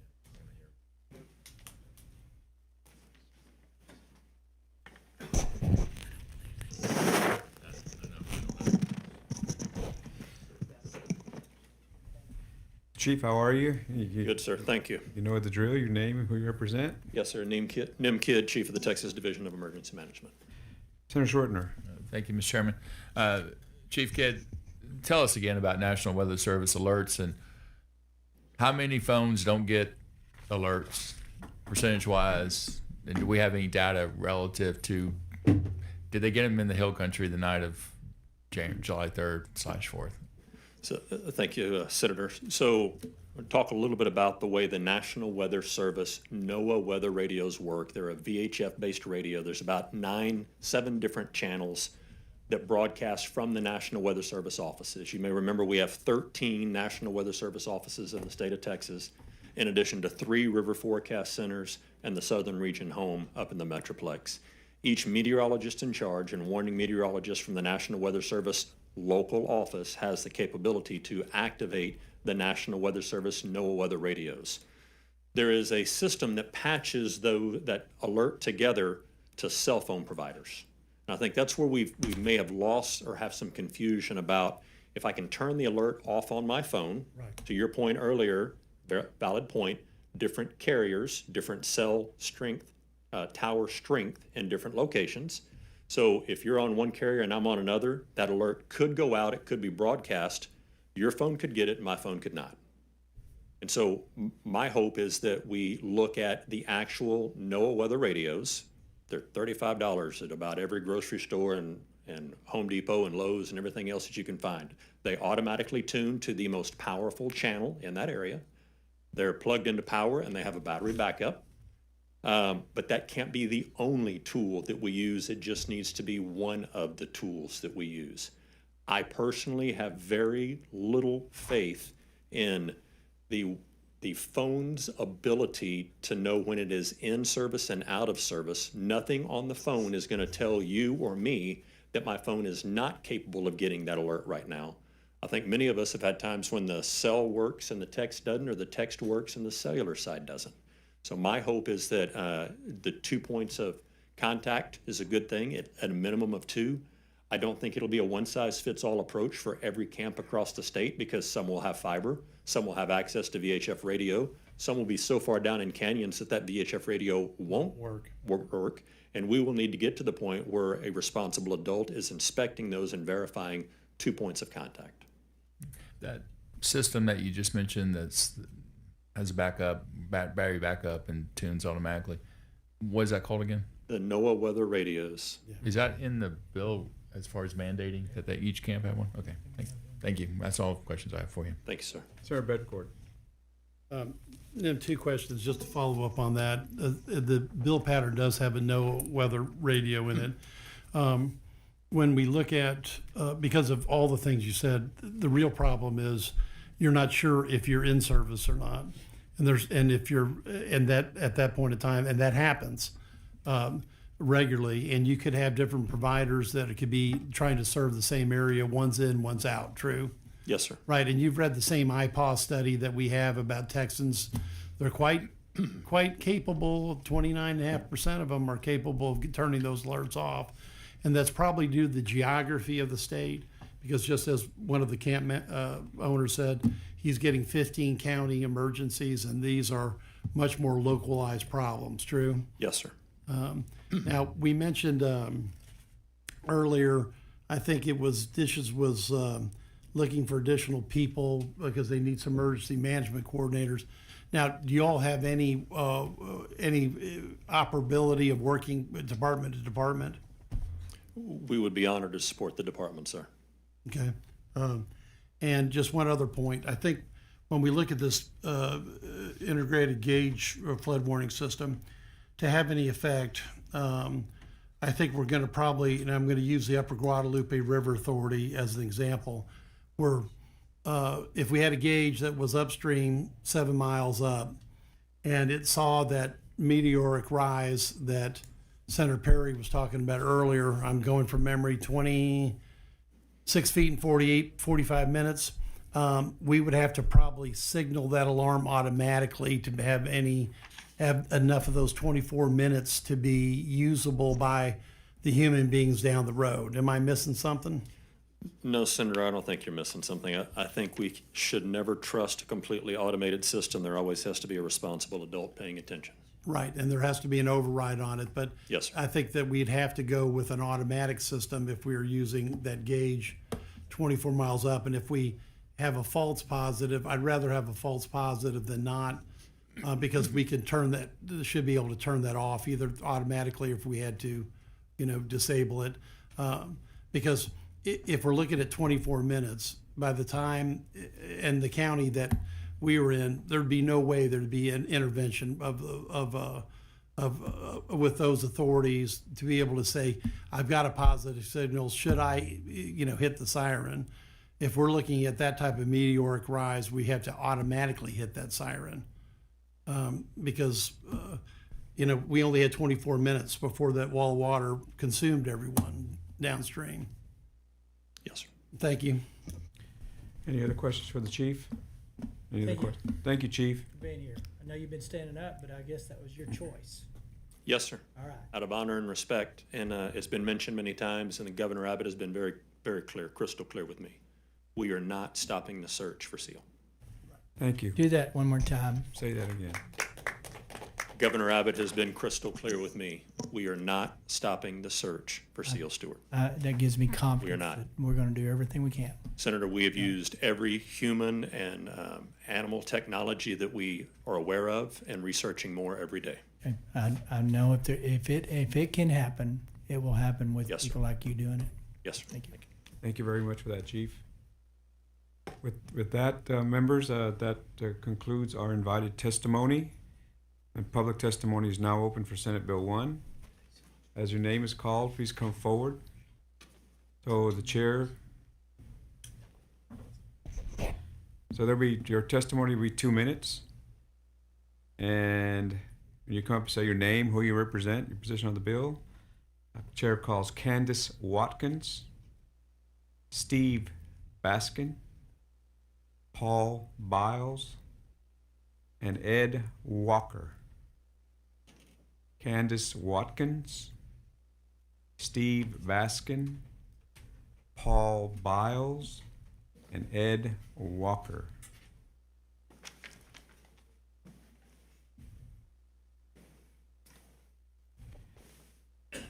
So we begin, am I right, please? And then you state your name, who you represent. You have 2 minutes. Yes, sir. Thank you First for of all, being here. thank you all. Chairman Perry and committee, thank you for all the work you've done on this and also the hours of empathy and commitment you've shown on all this. My name is Steve Baskin. I'm owner emeritus at Camp Champions. I'm also the current chair of the American Camp Association. And we're here, I wanted to say, we have full-throated support for SB 1. And I just know that when my wife and I became camp professionals, we realized not only we have a chance to impact kids, but we had a brutal burden to look after them. It's one that I wear, but my wife wears so much that there are times she wonders why we do this. I want to thank all the people who testified. They have refocused and remotivated my desire to do everything. You don't know you're complacent, right? Almost by definition. I would like to think we're not.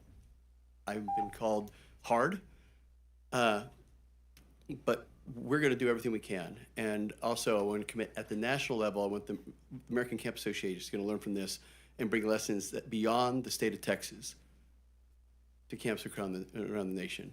Thank you. So, Mr. Baskin, for the record, you're showing as on. You're saying you want to change that to 4? 100% for. Thank you. So noted. Please proceed. Good afternoon, Chairman Perry. Put the mic. Could you put the mic towards you? There you go. Good afternoon, Chairman Perry and members of the committee. Thank you for the chance to speak. My name is James Ginther. I worked 41 years for the Lower Colorado River Authority, including 35 managing lakes and dams in the Highland Lakes. In my years with the LCRA, we always understood that safety is the top priority. It was something instilled in us from the old management when I first started, and in my later years, it was something we instilled in the employees that were taking our place. As such, I support Senate Bill 1. I may have put on in my registration, not quite knowing how all this works, but I certainly support Senate Bill 1. After hearing this testimony, I want to thank these parents for their strength, bravery, and commitment. The amended bill effectively addresses the difference between rivers and lakes.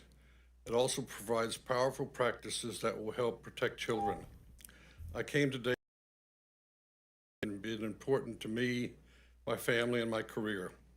I offer myself as a resource if the committee has any questions about rivers or lakes. Thank you.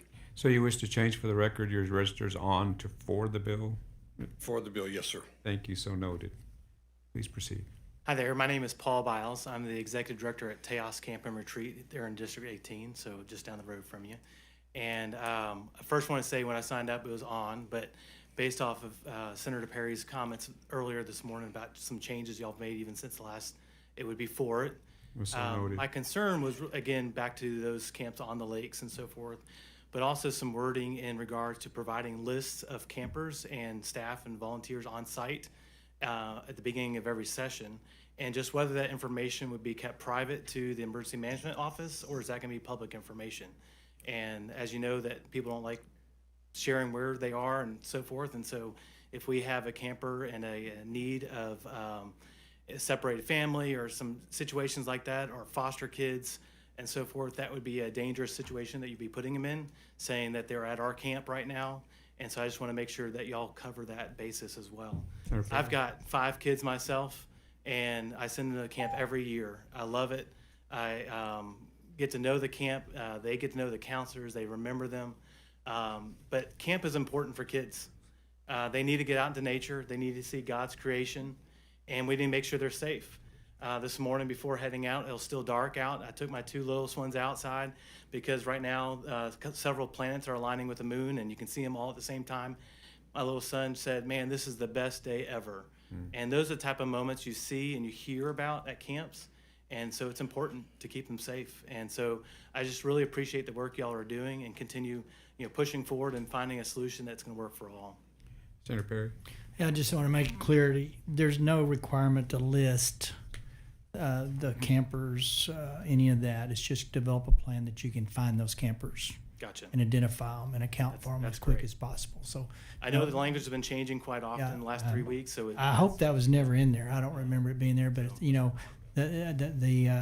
wasn't in our bill. Gotcha. At the same time, it is legalese, and so I can appreciate from a layman's eyes. Sometimes it reads different. Exactly. Thank you for that point. Thank you. Please proceed. Good morning, afternoon. My name is Dr. Ed Walker. I'm the Executive Director of Mount Lebanon Baptist Encampment in Cedar Hill, Texas, and also President of the Christian Camp Conference Association for Texas section. And my wife and I have owned a camp.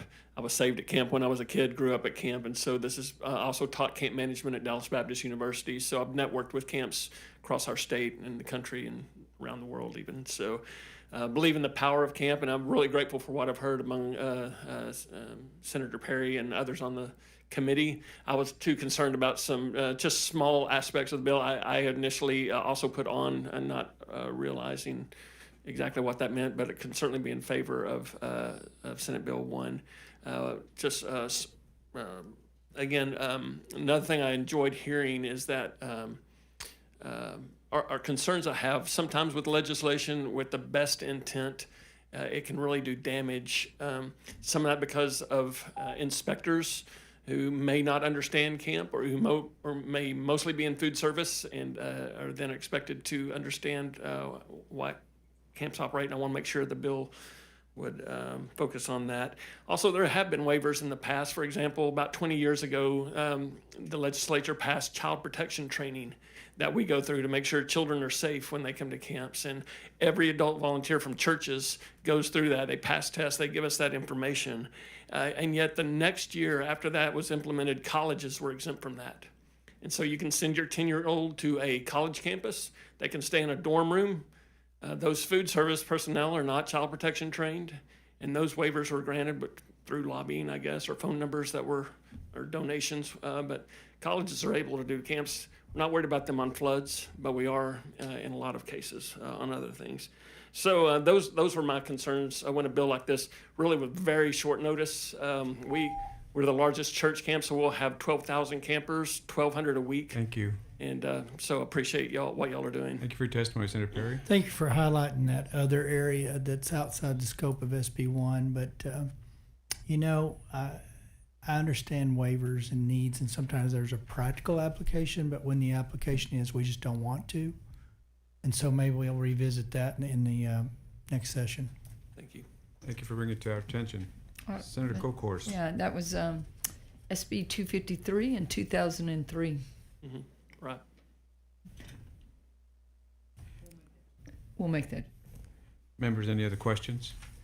Thank you all for being here. Thank you for your testimony.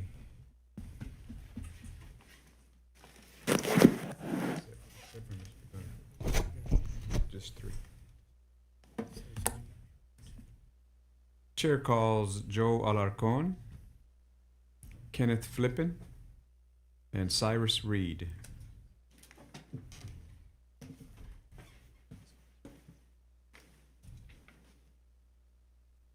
He changed to 4.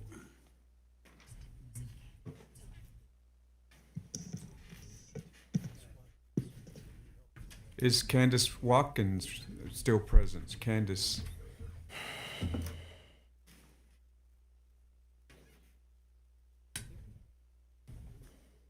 We'll begin on my right. And you state your name, who you represent, position on the bill, and you have 2 minutes.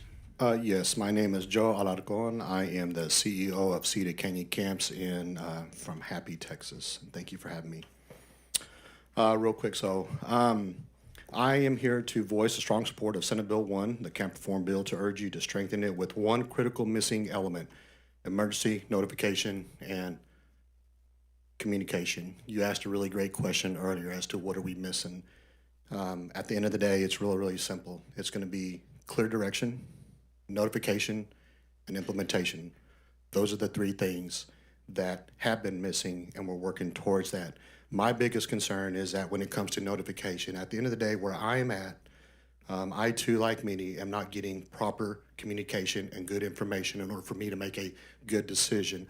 The nearest weather station is miles away, and whenever those warnings do go off, they are inaccurate. Since the Mystic Camp incident, and my heart grieves for those families. My son was a victim at Kanakuk, and as a result, I have lost a son as well. So I know what it's like to have a camp fail you. And so this testimony is personal to me, and my ultimate goal is to keep campers safe. But we have to, in this bill, we have to be putting measures in here that focus on tie in, and also put some mandates that require the emergency management system, whatever it looks like, to make sure that we get good communication. I'm begging for help. I have, as a result, I'm working with an organization called The Range to be looking for different and innovative ways to using technology, and I would love to leave you with some documentation that talks about some of these initiatives that put out weather sensors out there that are trying to integrate communication in rural areas like most camps are. So we need help, and that is why I'm here. Thank you. Thank you.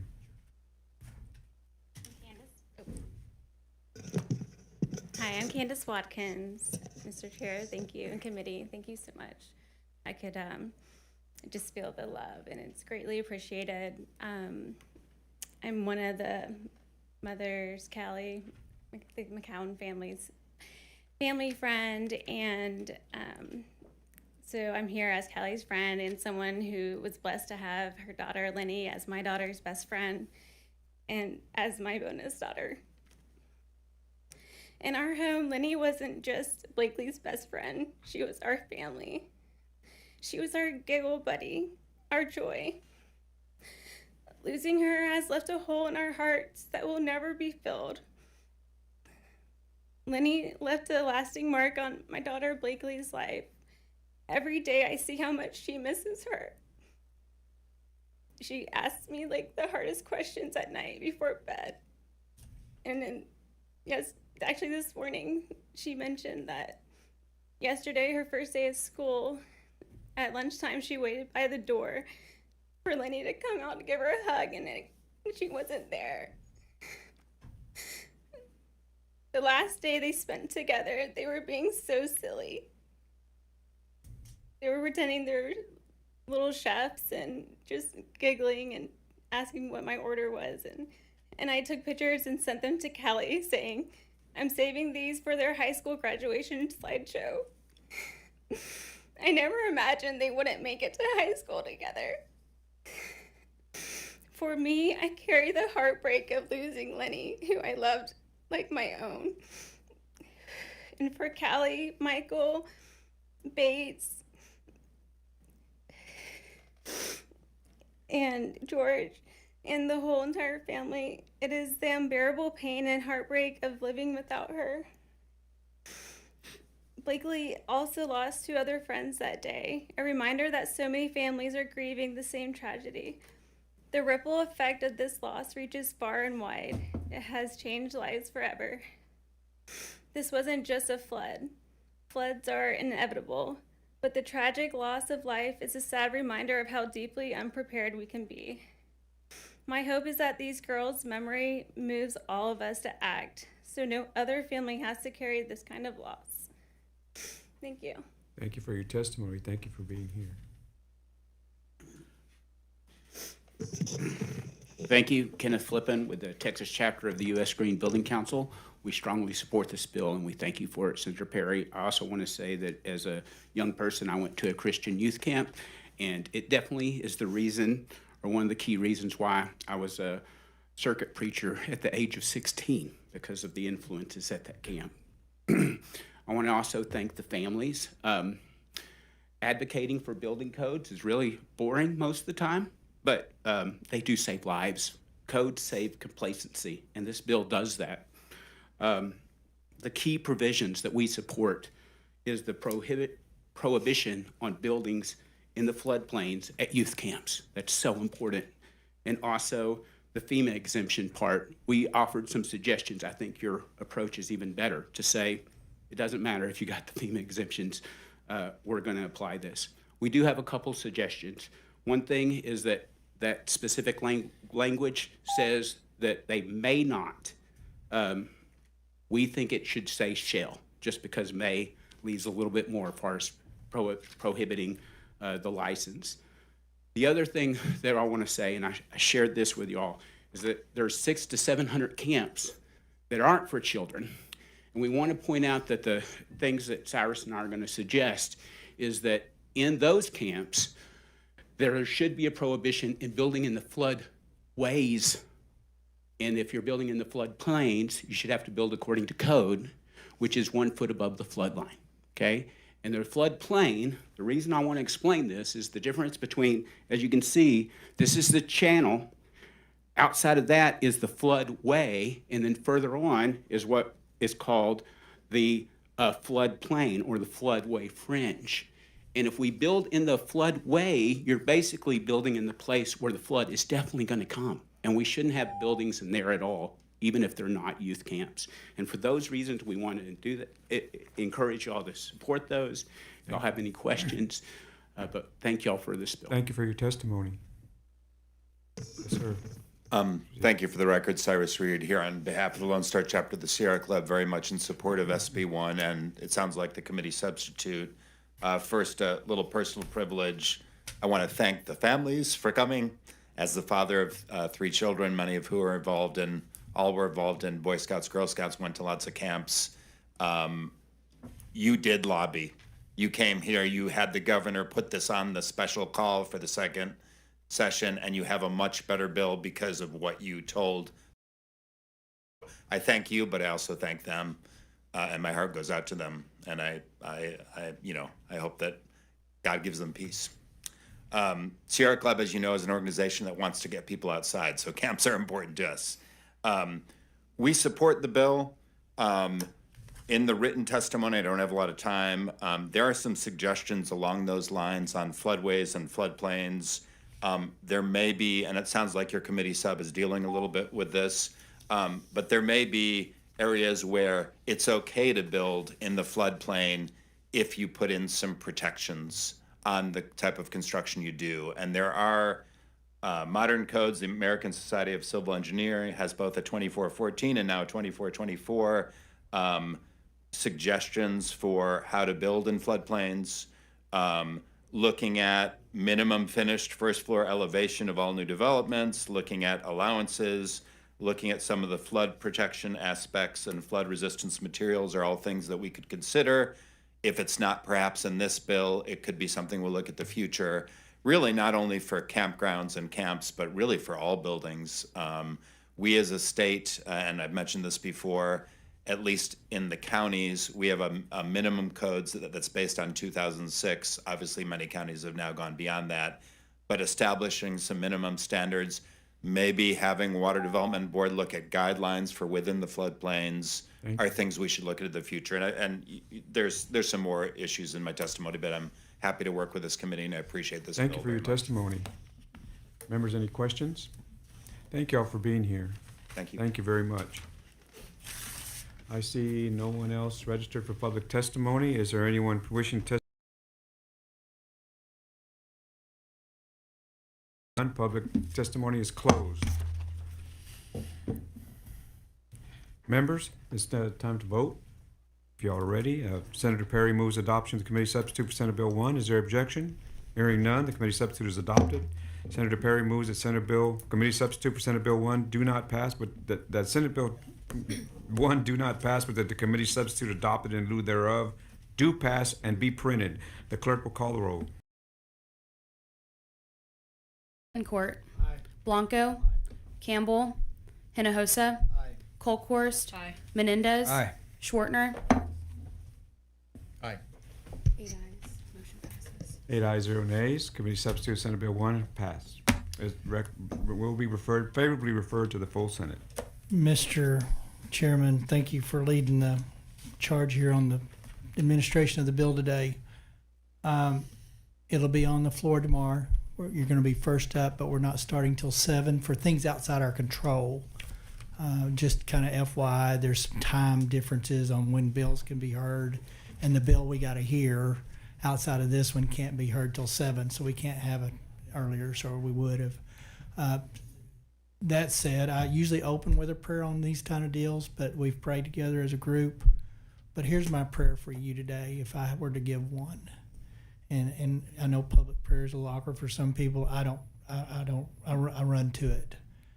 But I pray for reconciliation of your hearts and the anger that's human nature. There's just, there's such an anger, but the guilt that comes with I coulda, shoulda, woulda. This is what we live with on this side of a perfection. And also know that your daughters are in a place that we can only begin to imagine how great it is. And they have done so much by where they're sitting today, and I've heard it 100 times through your testimony. We've all grown for that witness and that testimony that their energy through you has given us. But a reconciliation is due, and it'll come in different ways sooner than later for most folks. But it's natural to go through grief in that process. So don't run from it, run to it. And when I got nothing left, and it shouldn't be this way, I always turn to the guy that created me, because he promises a better day. So with that in mind, I hope you can leave with comfort and confidence that your goal of doing something that's permanently going to help people going forward has been met, has been achieved. Well done. But also on a personal level, there's not any words that I'm going to tell you or say that's going to fill that heart and that void. but just know that we do and we will and we continue to pray for each and every one of you. And Seal, we heard it from the lead guy today. We're not going to stop until we just can't. I mean, there's just absolutely nothing between us and trying to find that child today. So thank you again for your courage, your consistency, your witness, and your testimony, because that has broadened mine beyond y'all's comprehension. So thank you for what you've done this past few weeks. Thank you for being here. With that, the Select Committee on Disaster Preparedness stands recessed, subject to the call of the chair.